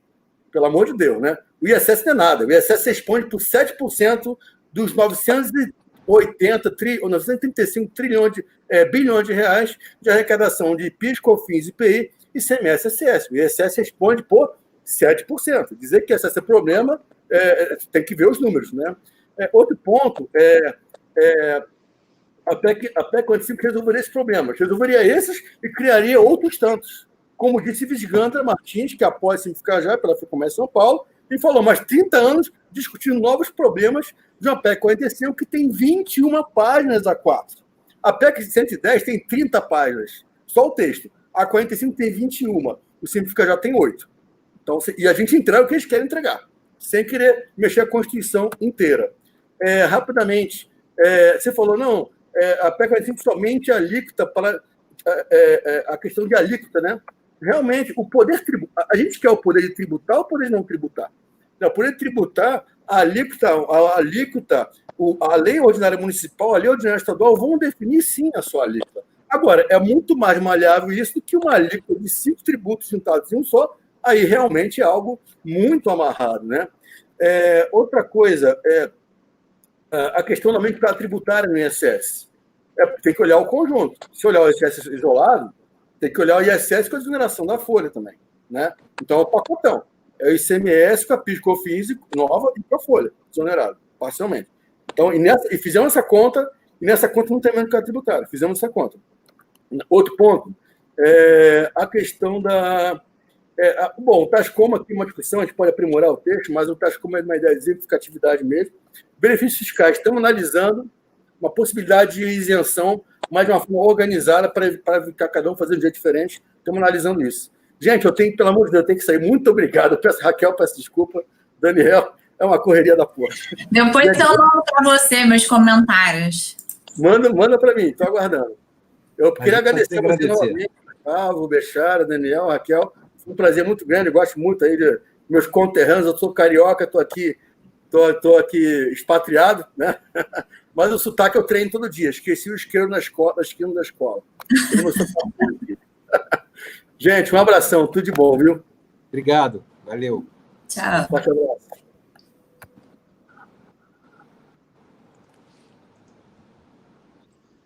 Raquel, você já está com a palavra, então manda ver. Bom, assim, o bom é que eu não vou repetir ninguém aqui, né? Eu anotei aqui 2 comentários sobre as propostas de reforma tributária em geral, que são coisas que me incomodam, né? A primeira... Só um segundo, o Gustavo está ouvindo a gente, que você congelou. Não, ele aqui Estou ouvindo. Tá, só a imagem, então. Tá. Bom, primeiro que nenhuma das propostas enfrenta a questão da repartição de competências administrativas. Então, a gente sabe, e agora principalmente com a pandemia, ficou muito claro que a maior parte das políticas públicas em matéria de saúde, isso sem falar em educação, tem a execução a cargo dos estados e principalmente dos municípios. Então, na minha visão, eu não consigo ver, falar em uma reforma profunda tributária que vá realmente ser efetiva, que vá trazer mudanças benéficas, sem abordar uma reforma no Pacto Federativo. Isso é uma coisa que eu já acho há muito tempo, até foi objeto de estudo no mestrado, agora continua me perseguindo no doutorado, que é o federalismo. Eu não consigo me conformar ainda, né? Que bom, né? Que aí a gente estuda. Então, esse é o primeiro ponto. E segundo, a questão das contribuições também é outra coisa que eu nunca consegui aceitar muito bem, né? Nenhuma das PECs, nem a 45, nem a 110, resolve o grande problema que a gente tem hoje, que é esse crescimento absurdo de arrecadação federal por meio de contribuições. Elas só tratam das contribuições do artigo 195, mas nenhuma delas fala sobre as contribuições do artigo 149, que hoje são um grande problema, porque a gente acabou de ver, está vendo agora, né, poucas horas, uma delas estava sendo julgada, inclusive, que é a contribuição ao SEBRAE, que é uma contribuição interventiva que tem fundamento no 149 da Constituição. Só para a gente ter ideia do problema que essas contribuições, que estão no artigo 149, representam a título de arrecadação. Estava no top de um dos 5 maiores contenciosos tributários federais, esse caso estava sendo julgado hoje, por exemplo, e nada disso é repartido, né? Nenhuma arrecadação dessas é partilhada com estados e municípios. Então, a gente tem praticamente um cheque em branco aí nas mãos do governo federal já há muito tempo, e nenhuma das duas propostas se compromete a limitar isso. O máximo que vai, a mais avançada nesse sentido, é a 110, que só fala das contribuições residuais do artigo 195, que promove uma partilha. Agora, as que estão continuam. E a gente tem um rol extenso, tem seed royalties, tem o adicional de 10% para FGTS, FUST, Funtel, Condecine, tudo contribuições que não respeitam mais o seu... nunca respeitaram, na verdade, né, o perfil constitucional, mas estão aí servindo só de instrumentos de arrecadação e agregando complexidade ao sistema tributário. Então, eu também não consigo ver reforma tributária sem abordar a questão das contribuições. Passando isso, sobre simplificar já propriamente, aí eu até ia elogiar o Alberto, porque um ponto muito positivo que eu vejo no Simplificar Já é, primeiro, abandonar a ideia, e me desculpa, Gustavo, mas eu não concordo com um imposto único. Eu acho que isso não se sustenta no modelo federativo brasileiro, assim, na minha opinião. E eu até tinha anotado aqui, que chamou a atenção. Por que você acha que eu concordo? Não entendi. Não sei, porque você trouxe a crítica, eu não sei se você acha ou não. Posso estar errado. Um imposto único? É. Não, eu acho que... Não, tudo bem, fala depois a gente... Para não te cortar, não cortar teu raciocínio. Tá. Assim, não sei quem concorda, mas eu não concordo com a criação de um imposto único e nem unificação de tributos sobre consumo, pelo menos não agora, nesse momento, né? Do estágio em que a gente tem a federação. Por quê? E aí eu vou explicar por quê. E aí o Roberto tinha falado, numa dessas lives, viu aí sobre esse tema que eu peguei, ele falou, juntar tributos não é igual a simplificar. Eu concordo. E eu ainda acrescento, uniformizar também não pode ser sinônimo de descentralizar. Então, eu acho que sim, o ICMS e o ISS tem que ter uma legislação uniforme, mas isso não pode significar centralização. E a gente não pode ficar tentando transplantar um tributo como o IVA europeu para uma federação igual a brasileira, porque a gente trabalha com 3 níveis de entes, inclusive um deles não tem sequer assento no Congresso Nacional, como é o caso dos municípios. Então, você tem o Senado, que deveria representar a vontade dos estados, embora não esteja cumprindo seu papel, e os municípios nem isso. Então, o que acontece com os municípios? Tem que, os maiores municípios, como é o caso do que o Alberto representa, conseguem ainda algum diálogo ou com o Executivo Federal ou com um outro parlamentar para conseguir levar os seus pleitos. Os menores nem isso. Então, num sistema como esse, eu acho complicado falar em unificação de legislação, e, inclusive, aí vou concordar com a questão da lei complementar, que também não em tese, deveria representar a vontade nacional, e não tem representado, né? Pelo menos os municípios não participam da elaboração da lei complementar, a não ser, os municípios, eu digo, enquanto poder coletivo, né? Um ou outro pode participar, sim, né? Fazendo um lobby com parlamentar, enfim, e normalmente são os maiores, porque tem essa possibilidade. E aí, o ponto positivo, para mim, o mais positivo do Simplificar Já, é justamente manter a governança tributária nos seus respectivos níveis de competência. Então, o Comitê Gestor Nacional do ICMS, a nível estadual, o Comitê Gestor Nacional do ISS, a nível municipal, e ainda o Conselho Nacional dos Contribuintes, que vai ter não só a participação da União, como dos membros dos outros 2 conselhos gestores, como também a participação da sociedade civil, que é muito interessante. Então, é um organismo bem complexo, que traz aí uma ideia de cooperação federativa e também de ouvir a sociedade civil. Isso eu acho bem interessante. Para mim, é o ponto mais positivo aí do Simplificar Já. E como ponto negativo, aí eu tinha notado, eu acho que vou coincidir com algumas críticas que já foram feitas, justamente a questão de não poder dar incentivo. Eu não acho que a solução perpasse por você coibir qualquer incentivo. Tem incentivos, tanto a nível de ICMS quanto ISS, que são muito benéficos.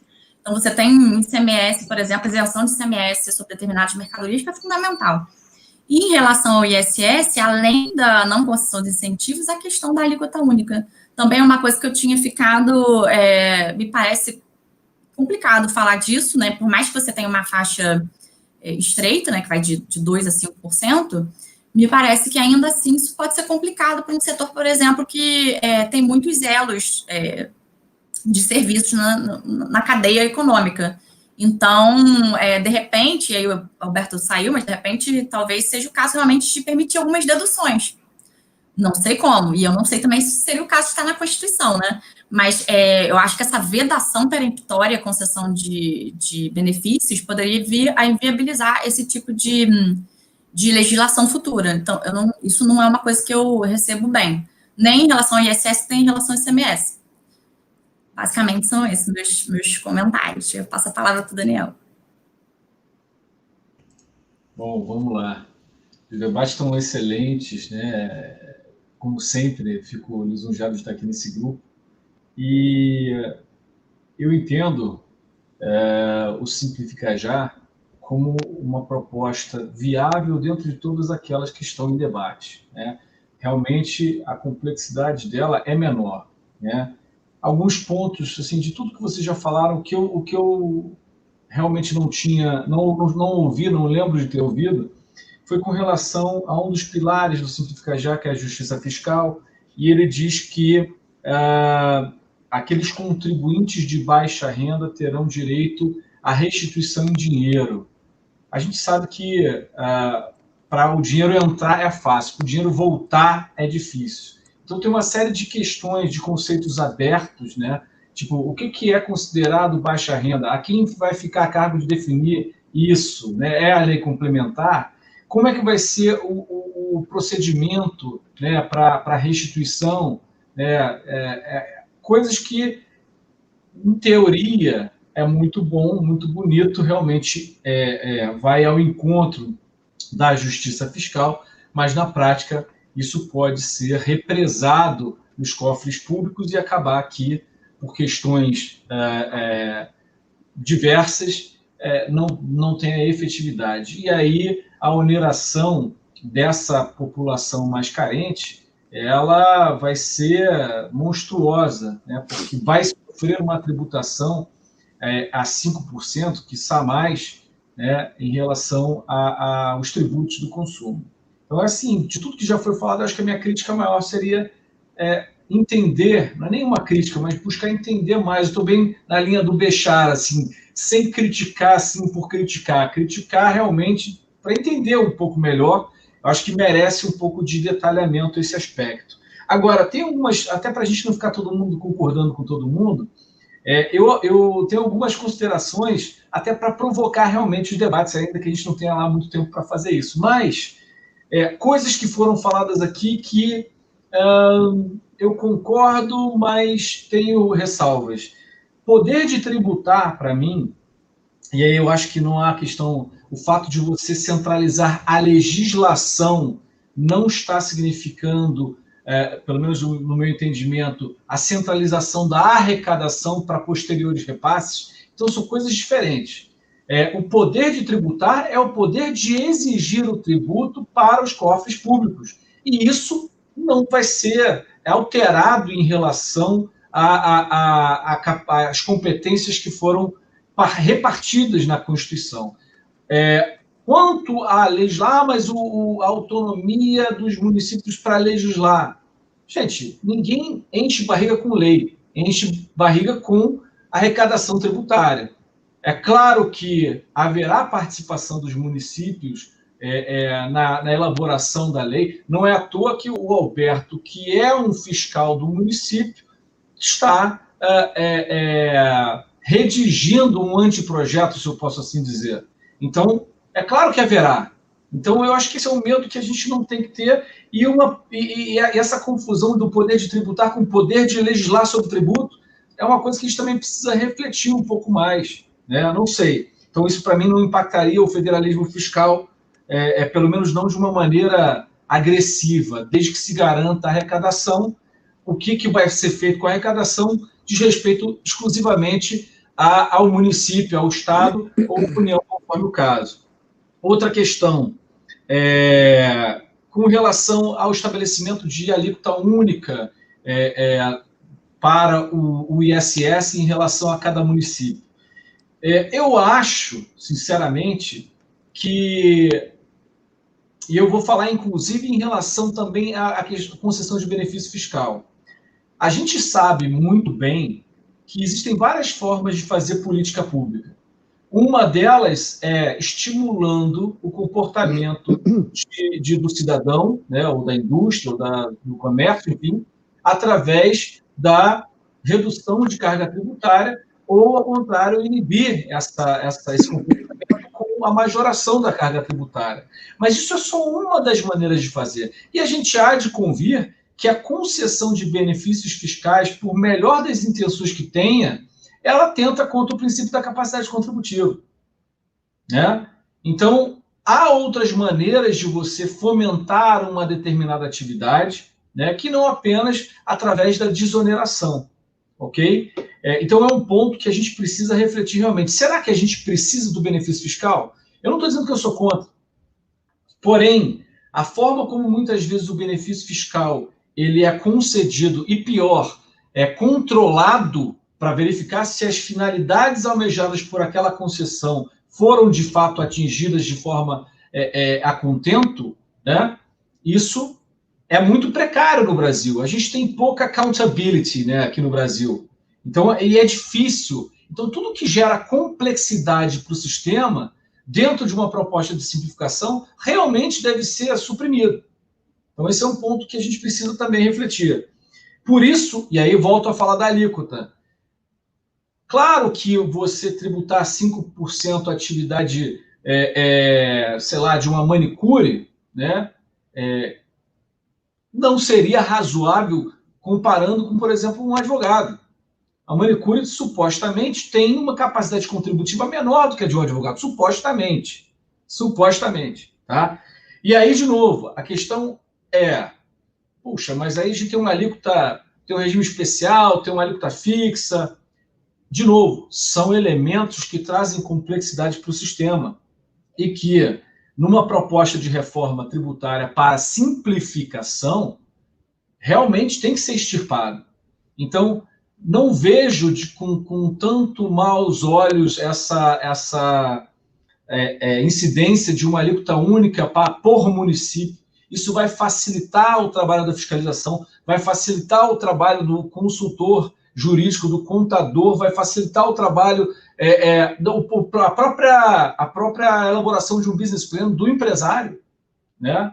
Ele sabe que aquilo lá é 5%, ou é 2%, é 3%. Ele vai, inclusive, poder escolher aonde ele vai se fixar em termos de estabelecimento para ter a tributação, muito embora haja aqui uma complexidade que nenhum de nós aqui comentamos ainda, que é, dentro do possível, o maior número de municípios destinatários do serviço, como sendo o município competente para exigir o ISS, no Simplifica Já, né? Ele joga a competência de tributar para o município onde está o tomador do serviço. E isso pode gerar um custo alto, está sendo já discutido isso, inclusive, hoje era o prazo final para aprovação do projeto de lei complementar, que vai tratar de um pouco mais didaticamente, se eu posso assim dizer, da alteração promovida pela lei complementar 157 em relação aos fundos, administradores de fundos, administradores de cartão de crédito, também plano de saúde, operadores de plano de saúde. Então, isso parece ser uma tendência que eu acho que vai ser consolidada se essa proposta do Simplifica Já passar, e a gente precisa entender qual o custo financeiro disso. Ah, mas já tem uma nota fiscal nacional. Isso resolve? Né? Eu não sei se isso vai resolver. Agora, o fato de você ter uma alíquota por município ajuda. Não é que vai resolver, mas ajuda, porque você sabe que qualquer serviço, sei lá, em Juiz de Fora vai ter a tributação de 5%. Não resolve, ajuda. Enfim, então, pensando nesse aspecto da simplificação, eu acho que essas críticas elas são pertinentes, mas eu acho que a gente tem que fazer uma vista grossa para poder aprovar uma coisa que seja melhor do que o nosso manicômio tributário. E, por falar nisso, tem um trabalho de um procurador da Fazenda Nacional que eu gosto muito, que é o Daniel Giotti. Eu já até acho que mencionei para vocês o livro deles, não sei, o livro dele, que fala sobre praticabilidade tributária, né? Ele vai, no decorrer do livro, ele vai explicando que todos os sistemas tributários, ainda que complexos, eles são originalmente planejados para ser simples. E na medida que o tempo vai passando, em função de lobbies e de questões outras, né, acaba criando complexidades e tornando o sistema mais complexo, o que faz com que haja uma interferência cada vez maior do judiciário, né, uma população de litígio cada vez maior nos tribunais. Então, realmente, de tempos em tempos, é importante buscar uma simplificação do sistema tributário nacional, porque é natural, mais ou menos como eu como, né? E aí tem que, de vez em quando, fazer um regime, né? Para voltar à simplificação, né? Então, assim, eu acho que são questões interessantes que precisam ser debatidas. Outra coisa, as pessoas falam da não cumulatividade como se fosse a panaceia. Gente, vocês preferem um tributo de 25% com direito a crédito ou vocês preferem um tributo de 3% sem direito a crédito? Depende, mas eu, sinceramente, acho que muitas vezes você pode simplificar o sistema, expurgando dele qualquer tipo de apuração que envolva acreditamento, seja físico, seja escritural, né? Por uma alíquota mais baixa, né? A gente falava tão mal do simples cumulativo, do PIS da COFINS cumulativo, que era 3,65, veio a não cumulatividade e foi uma loucura. Então, assim, Mas Daniel, 3% não cobre receita nenhuma, não cobre os cofres públicos. Mas é isso que eu estou falando, Bechara. O que o pessoal fala da não cumulatividade. Ah, não, mas a alíquota efetiva vai ser menor, vai ser igual àquela que era quando era cumulativo. Cara, isso é história para pôr dormir, né? Na verdade, você cria uma complexidade com a não cumulatividade e, no final das contas, você está pagando mais imposto igual, né? Eventualmente, um setor ou outro vai ter a cadeia, eu concordo, sim, que na cadeia, talvez produtiva, você tenha uma neutralidade fiscal quando você imputa dentro da cadeia a não cumulatividade, tá? Mas isso também é algo que precisa ser revisto, porque se você tiver ao longo da cadeia alíquotas mais baixas, pode ser que você chegue no mesmo resultado. Então, é uma questão de chegar na conta matemática, onde você vai ter um sistema tributário mais simplificado. Não vai ter que ter súmula de STF para aquisição de produtos isentos, imunes, alíquota zero, que não vai permitir o creditamento, né? Então, são coisas... O que eu quero dizer, sem te atrapalhar, porque eu não consegui, desculpa, é só para não perder. Mas eu quero estimular o debate, é isso mesmo, Bechara. Não, mas é que a conta. Bom, então vamos lá, que eu estou cheio de coisa para falar aqui. A conta que os estados fazem é o seguinte: já estão esperando uma arrecadação X, já existe uma expectativa de receita. Então, se a partir do momento que você tem expectativa de receita e ele não quer baixar, se você também não consegue o crédito, você perde dos dois lados. Então, eu acho que é ingenuidade a gente achar que dá para jogar ali o que está lá para baixo e abrir mão da não cumulatividade. A neutralidade tem a ver, e o aproveitamento do crédito tem a ver com o sistema que foi criado, tá? Mas já existe uma expectativa de receita. Então a gente vai perder o duelado se abrir mão. Você já acabou, Daniel? Desculpa, só fazer um comentário final, rapidamente. E acho que foi muito bem pontuado também pela Raquel a questão orçamentária e a necessidade de haver coerência no federalismo, né? Essa pluralidade de contribuições que muitas vezes o governo federal se arvora em criar, né? Então acho que realmente é uma coisa bem complexa, aumenta a complexidade, como ela bem falou.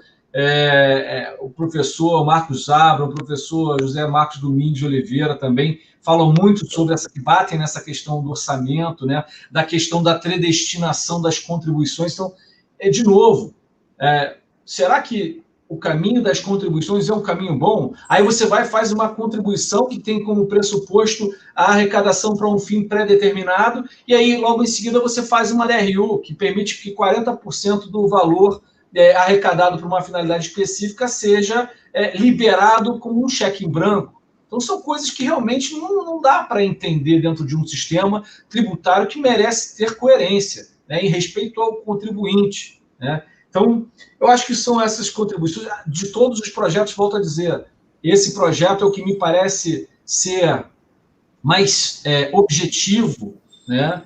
E tem preocupações legítimas que envolvem transparência, justiça fiscal, envolve a simplificação de obrigações acessórias, né? A uniformização de legislações para que haja uma maior segurança jurídica. Então, eu vejo com muito bons olhos esse projeto do Simplifica Já, apesar de não ser perfeito, apesar de não resolver, para mim, por exemplo, uma reforma tributária que seria interessante. Eu já até cheguei a comentar isso, talvez, em outra oportunidade aqui nesse nosso grupo. Eu acho o seguinte, você tem 3 bases clássicas de tributação: renda, propriedade e consumo. Ora, nós temos 3 níveis diferentes de entes federativos. Por que não atribui a cada um deles uma base clássica de tributação? Não sei, é uma ideia, entendeu? Eu não sei se isso seria suficiente dentro daquilo que o Bechara falou, em termos orçamentários, mas aí eu volto para o que a Raquel falou. Então, vamos redistribuir. O problema não é a tributação, o problema é a distribuição de atribuições, de competências, de responsabilidades que se dá a cada um dos entes, né? Para que aquela arrecadação seja compatível com o que se espera dela em relação às atribuições. Era isso. Gente, obrigado mais uma vez aí pela minha parte. Vamos promover. Aí, brigadão. Vamos para o debate agora. Porque a questão é a seguinte: eu, diferentemente de você, eu não acho que nenhum desses projetos seja bom. Nenhum deles é bom. Eles têm lados bons, mas os lados ruins de cada um deles, eu já falei isso para o Alberto, já falei isso para todos os criadores das outras PECs, os lados ruins dele superam os lados bons.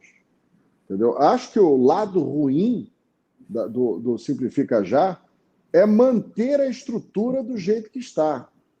Nós temos um caos tributário.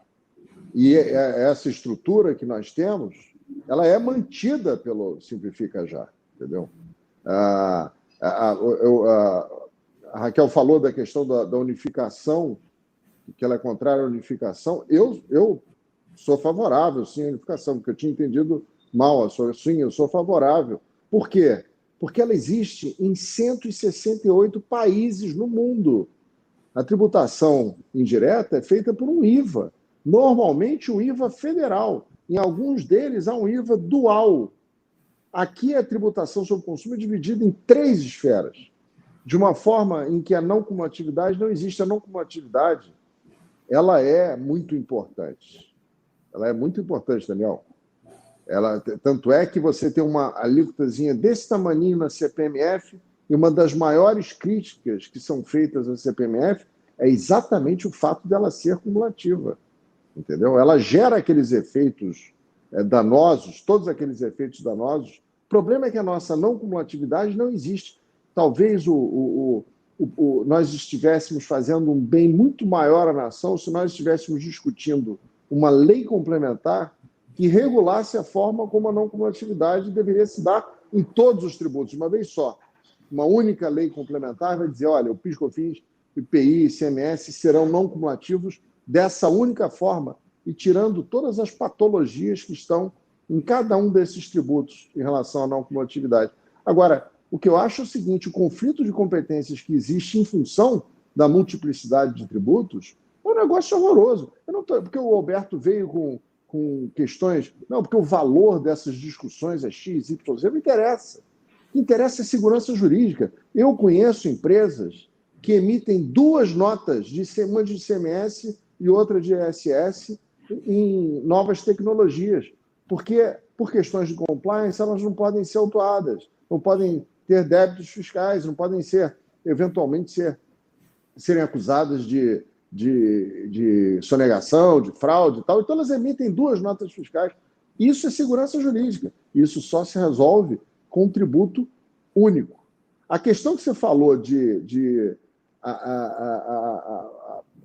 poder de tributar, lembra que quando eu comecei essa crítica ao Simplifica Já, eu disse que, na minha opinião, a PEC 45, nem a PEC 45, nem a 110, elas ofendem o federalismo. Porque isso não seria uma tendência à extinção do federalismo, o fato de você atribuir a fixação da alíquota aos estados e municípios e à União Federal. Então, isso não seria algo a extinguir o federalismo de jeito nenhum. Até porque você já houve situações, a Lei Complementar 87, por exemplo, ela extinguiu a possibilidade dos estados tributarem exportação de produtos primários. Retirou-se da competência. Foi a maior confusão, né? Que não resolveu até hoje. Não, sem dúvida, mas ninguém disse que a Lei Complementar 87 era inconstitucional por causa disso. Você já teve o adicional do imposto de renda, foi retirado por uma PEC da competência dos estados. O IVVC foi retirado da competência dos municípios. E ninguém veio dizer que isso era ofensa ao princípio do federalismo.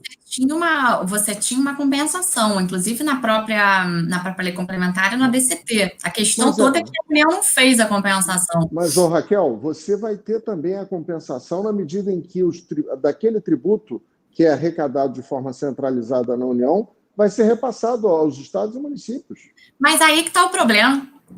Por quê? A União não repassa, porque a União não, aí... a não ser que haja você tem que ter... O dinheiro tem que entrar direto na conta do estado e do município. Porque senão, se o partido do governador for diferente, for oposto ao partido do presidente, ele não vai receber a verba.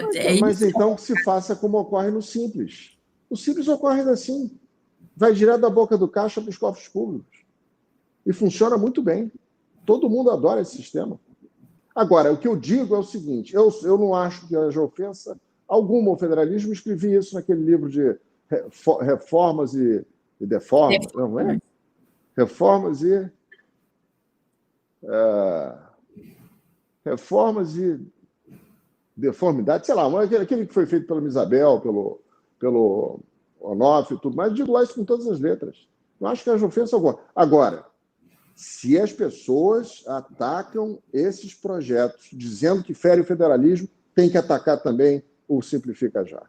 Porque, Daniel, diferente do que você está dizendo, o poder de tributar ele é exercido mediante a instituição do tributo e a indicação de todos os elementos da obrigação tributária. Isso a gente aprende lá nas primeiras aulas de direito tributário. Você tem que poder, para instituir o tributo, artigo 97 do Código Tributário Nacional, você vai definir fato gerador, contribuinte, responsável, base de cálculo, alíquota e tudo mais. Quando você tira um elemento, você tira 90% desses elementos, você retirou o poder de tributar. Mas aqui, pelo que eu entendi... A própria Constituição não fala que, no artigo 146, os impostos definidos na Constituição vão ser regulados. Normas gerais. Não, peraí. Ele diz que a lei complementar vai definir contribuinte, base de cálculo e fato gerador. Vem cá, a lei complementar, ela, como instituidora de tributo, ela só existe dessa forma para instituir tributos federais. que é empréstimo compulsório, é competência residual da União Federal, são tributos federais. Ela não institui tributos estaduais e municipais. Reparem que eu estou fazendo o papel do advogado-diabo. Eu não acredito nisso que eu estou dizendo. Pelo que eu entendi aqui do Simplificar Já, a lei complementar aqui, ó, ela vem só trazer baliza, mas é o comitê gestor que vai editar o regulamento. Por isso que eu achei interessante. Não entendi isso, não. Entendi. O comitê gestor não é legislativo. Não, eu entendi que é uma lei complementar federal para instituir um imposto único para todos os estados. Então, por isso que quando você falou, Daniel, você falou, a gente não pode confundir poder de tributar com poder de legislar sobre o tributo. Para mim, é isso que o Gustavo está falando, cara. O que a Constituição fala é o seguinte, a lei complementar é para normas gerais. A lei instituidora, a competência é privativa, senão tem que mexer na Constituição. Mas, gente, eu devo estar entendendo alguma coisa errada, então, porque eu entendi que a lei complementar que está sendo mencionada no Simplifica Já é uma lei complementar tal qual a lei complementar 116. Não, mas aí eu não estaria argumentando nesse sentido. Não é o que está no resumo deles, não, cara. Olha só, pega aqui, tem um resumo. Vamos lá. O município, ele só define a alíquota. Mas ele vai ter que ter uma lei para internalizar aquela lei complementar nacional. Não vai ter, não. Não vai ter, né? Pelo menos foi o que eu entendi de todos esses debates. Eu já estou no 7º ou 6º debate com o Alberto. No resumo que existe aqui, que está circulando há muito tempo, ele fala que uma das grandes vantagens é unifica as 27 leis estaduais do ICMS em uma única lei complementar nacional. Ele está suprimindo as leis estaduais. Veja, ele unifica no sentido de que a legislação municipal ou estadual, conforme a competência, ela não vai poder dispor diferente. E se a gente for parar para analisar, a lei complementar do ICMS aqui do Rio, lei 2657 de 96, ela é do mesmo ano da lei complementar 87 de 96, e no bojo dele, pelo menos originalmente, as previsões que ali estavam contidas reprisavam as condições que estavam previstas, as disposições que estavam previstas na lei complementar 87, que é a lei nacional. A mesma coisa em relação à lei a 3.631 do ISS aqui no Rio, que, por sua vez, reprisa os dispositivos que estão na lei complementar. Eu acho que se assim fosse, não ia ter esse grande atrativo. Exato. Isso aqui é vendido como um grande atrativo. É uma lei única. Ele fala na apresentação dele sempre que acabou a legislação de 5 mil e tantos municípios. Pois é, exatamente. Não é isso. Pelo menos em todas as lives que eu fiz com ele, eu fiz essa crítica e ele nunca me... Até porque se ele me respondesse dessa forma, eu ia dizer, então não é reforma. Porque isso já é o que existe atualmente. Eu tenho a lei complementar 87 para o ICMS, tenho a 116 para o ISS. No entanto, o que muda isso? Não muda nada. Entendeu? Agora, uma outra questão que você levantou também, Daniel, foi a questão da tributação de destino. A tributação de destino tem se provado um desastre absoluto, tanto no ICMS quanto no ISS. E o que eles estão fazendo, no mundo inteiro, a tributação no destino é exclusivamente no destino. Não existe essa bipartição. A Rita Della Féria esteve aqui tratando dos IVAs que ela implementou mundo afora, e ela disse com todas as letras, olha, o único lugar no Brasil o único lugar que eu vi no mundo com parte na origem, parte no destino, é no Brasil. Então, seria uma grande chance de você jogar tudo para o destino. Agora, o destino, eu tenho medo que me pelo, principalmente em função dessa discussão que existe entre município, qual é o município competente, se é aquele onde está o estabelecimento prestador, se é aquele onde ocorre o fato gerador, porque na origem essa discussão vai continuar existindo. Se ele está admitindo até explitar o imposto, ou seja, ele pagar proporcionalmente, vai continuar. Pois vai continuar da mesma forma. Então, Daniel, eu acho, sinceramente, se eu tivesse que optar, eu não quero optar por nenhuma, todas são horrorosas, mas a última que eu optaria seria o Simplifica Já. É mesmo. Aí eu não optaria por nenhuma. Eu mudaria as legislações. Foi o que eu disse. A reforma constitucional mesmo, que é melhor. Por que eu digo isso? Porque o Simplifica Já, ele mantém essa estrutura, a estrutura caótica que nós estamos. Mas as outras não? As outras também. As outras também. É um novo mas caos, só que elas dão um passo para frente no sentido de nos colocar de acordo em conformidade com outros 168 países. O investidor estrangeiro, ele não conhece IPI, ele não conhece ICMS. Né? Não é assim também. Não conhece ISS, não conhece PIS nem COFINS. Essas coisas continuam todas no Simplifica Já. Ele conhece IVA e IBS. Não, PIS COFINS não. Seria um novo PIS caos. COFINS se transforma numa condição de valor adicionado. Vira CBS, essa 3887, que é outro. Uma outra loucura completa. Ainda tem uma observação que o Daniel fez aqui que eu não queria deixar passar, que é a história do ISS da manicure e do advogado, Daniel. 5% pode ser muito para manicure e é pouco para advogado. Data vênia, não posso concordar. A gente está falando de tributação com base fixa, um artigo específico, um tratamento. Essa briga a gente já foi, já voltou. Você não pode pensar num advogado bem-sucedido, porque tem um advogado também. Tem todos os tipos de profissionais, com todas as classes, em todas as profissões. Então, mas aí eu acho complicado você ver, por isso que eu acho complicado colocar a vedação a incentivos já na Constituição. Exatamente. Você pode até deixar uma alíquota uniforme, vamos dizer assim, mas permitida dedução. Então, não sei. Eu concordo com você, Raquel. A questão é a seguinte: hoje, com essa pandemia que nós estamos vivendo, nós vimos o quanto a extrafiscalidade é importante para você manter empresas vivas. A OCDE, já falei isso aqui outra vez, ela dividiu em 4 fases o caminho pelos quais os países deveriam passar para tratar da pandemia. Nas 3 primeiras, é extrafiscalidade pura, é isenção, é redução de base de cálculo, postergação, moratória. Então, a extrafiscalidade é um instrumento que não pode ser extinto assim.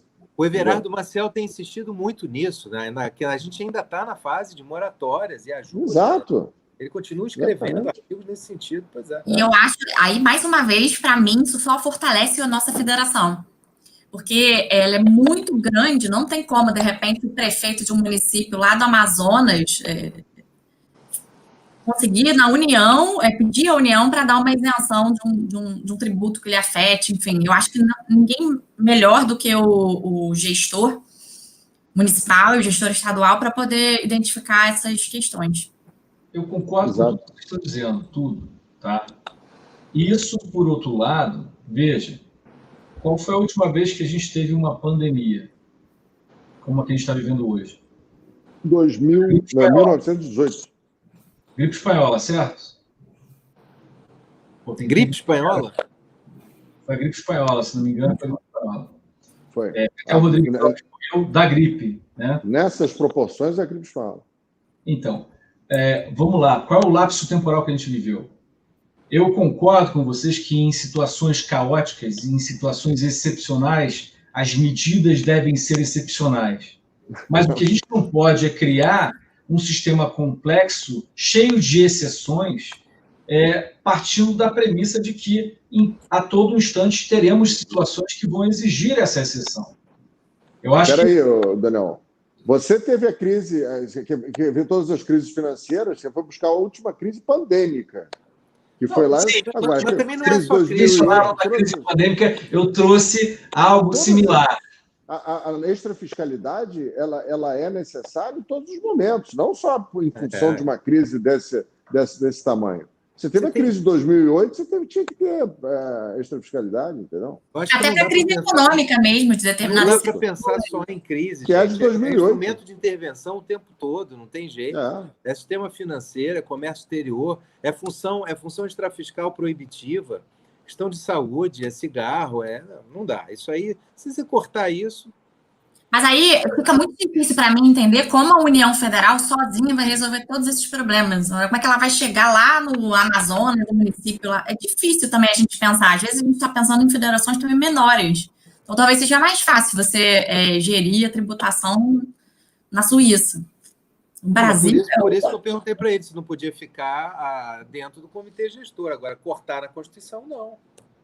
Não dá. Agora, o Bechara, você levantou um aspecto que eu tinha lido, mas só que eu tinha lido em relação à PEC 45, e eu não sabia disso em relação ao Simplifica Já, que é o condicionamento do crédito ao efetivo pagamento na operação anterior. Claro. Isso é um retrocesso absurdo. E o que mais me assustou ainda, vou até comentar com o Alberto na próxima vez que eu estiver debatendo com ele. Você não tinha visto isso? Está na exposição de motivo. Ele fala que tem que ser o pago para dar lastro. Não, eu vi ontem uma postagem do Eurico dizendo que estaria... Eu já sei que eu estou começando a misturar esses projetos todos, mas eu acho que foi do Eurico, dizendo que estaria condicionado ao pagamento do tributo. Isso é um retrocesso. Isso foi decidido pelo Supremo Tribunal Federal quando eu me formei lá atrás. Mas ficou dito, olha... Ele acha que facilita. O pago equivale ao devido. Agora, você viu a solução que o Alberto deu? Não. De repente, o adquirente paga o tributo que é devido pelo vendedor. E reparem, o ônus, pagando ou não, o fornecedor pagando ou não os cofres públicos, o ônus financeiro foi transferido para o consumidor. Foi o que eu falei. Se eu paguei o fornecedor, eu paguei imposto. Eu paguei imposto. Então, claro que eu tenho que ter o crédito. A questão ali, ele justifica o seguinte: é a única forma de dar lastro financeiro para pagar em dia, de forma preferencial, no prazo correto, principalmente o saldo acumulado, o saldo credor acumulado na exportação, entendeu? É uma forma dele ter lastro financeiro para cumprir esses compromissos e evitar fraudes naquelas situações de não incidências, de isenções, que aí você faz lá e aumenta o seu crédito. Olha, eu estou mais preocupado com o lastro financeiro do contribuinte, que vai ter pago o imposto ao fornecedor e não vai poder se creditar para o pagamento do imposto que é devido por ele. Principalmente quando é o último elo, né? Quem consome muito o serviço vai se prejudicar. É o mesmo problema da CNS. Eu vou falar para vocês que eu concordo de novo, do ponto de vista daquilo que a gente está acostumado a ver, né? Por outro lado, a gente teve durante muito tempo e ainda tem hoje, na complexidade que a não cumulatividade traz para o sistema, insegurança jurídica. E há pouco o Brigagão estava defendendo justamente a questão da segurança jurídica. Então, o que é... Vamos lá. Estou aqui filosofando com vocês. O que é pior? Você ter uma regra ruim, mas uma regra clara e certa, ou você ter uma regra que não é ruim na sua essência, mas ela não é clara e gera uma insegurança jurídica? Melhor é ter uma regra boa e clara e certa. Pronto. Eu acho que essa pergunta é complicada, porque ela vai depender de quem é que está fazendo a regra. Verdade. Então, se quem fizer a regra para o Bolsonaro, por exemplo, pelos próximos 20 anos, talvez a resposta seja outra. Então, sei lá, eu continuo sempre defendendo a federação, que eu acho que é um instrumento que mais nos aproxima da democracia. O Daniel, olha só, Daniel, não tem nada a ver com a federação, não. Mas vamos lá, fala aí, Bechara. Não, eu juro que eu fiz esse exercício. Eu juro para você. Quando eu estudei o assunto para trazer alguns pontos, quando eu peguei essa do imposto pago, eu garanto a você que eu pensei, será que não é melhor? Será que, como ele está falando que ele vai garantir o pagamento preferencial, se o objetivo é acabar com essa palhaçada do saldo credor acumulado, que o exportador, coitado, não vai ver aquela cor daquele dinheiro nunca mais. Então, eu cheguei a pensar a mesma coisa que você. Mas aí você começa a olhar para o todo, começa a olhar, sobe a câmera e vai olhar para a floresta. Vai dizer, cara, vem cá, o que eu tenho a ver com o cara anterior? Olha que a resposta que ele deu. Mas aí se você quiser preferência, você paga o que o outro não pagou. Cara, não dá. É absurdo. O sistema é todo feito. Pega a história do destacado agora e pago do ICMS da base PIS/COFINS. Quer dizer, tem tudo um racional que aí você tem que quebrar tudo. Tem que fazer tudo de novo. Então, não consegui. pensar. Na verdade, assim, da mesma forma como o Brigagão fez aí o papel aí do advogado do ex-adverso, eu aqui também estou colocando alguns temas que, na verdade, é apenas para provocar o nosso debate e estimular o nosso espectador, né? Mas é bom que vocês estão defendendo aguerridamente os seus pontos de vista e de forma técnica e sempre cordial. Não, eu acho que vale a pena. Eu acho que está chegando às 9 horas. Acho que É verdade. foi mais uma boa oportunidade de estar com vocês e, né, acho que podemos Eu deixar vou o pessoal só dar um descansar. recado que a produção pediu aqui, então, para dar início, que é que o curso avançado de jurisprudência tributária está com inscrições prorrogadas até o dia 27 de setembro. Então, basta ir lá no Instagram do PJT Curso ou do Tutoria Jurídica e pegar o desconto de 10% para se inscrever. É isso. Beleza. Maravilha. Tá aqui. Então, valeu, né, Espetáculo. gente? Até a próxima. Ó, Tchau, Então gente. tá bom, gente. com vocês. Obrigada, hein? Prazer em Tchau. ver vocês. Um Tchau, tchau. abração. Tchau. Até mês que vem nessa de novo. Um abraço. Até. Vocês sabem. Como é que sai isso aí?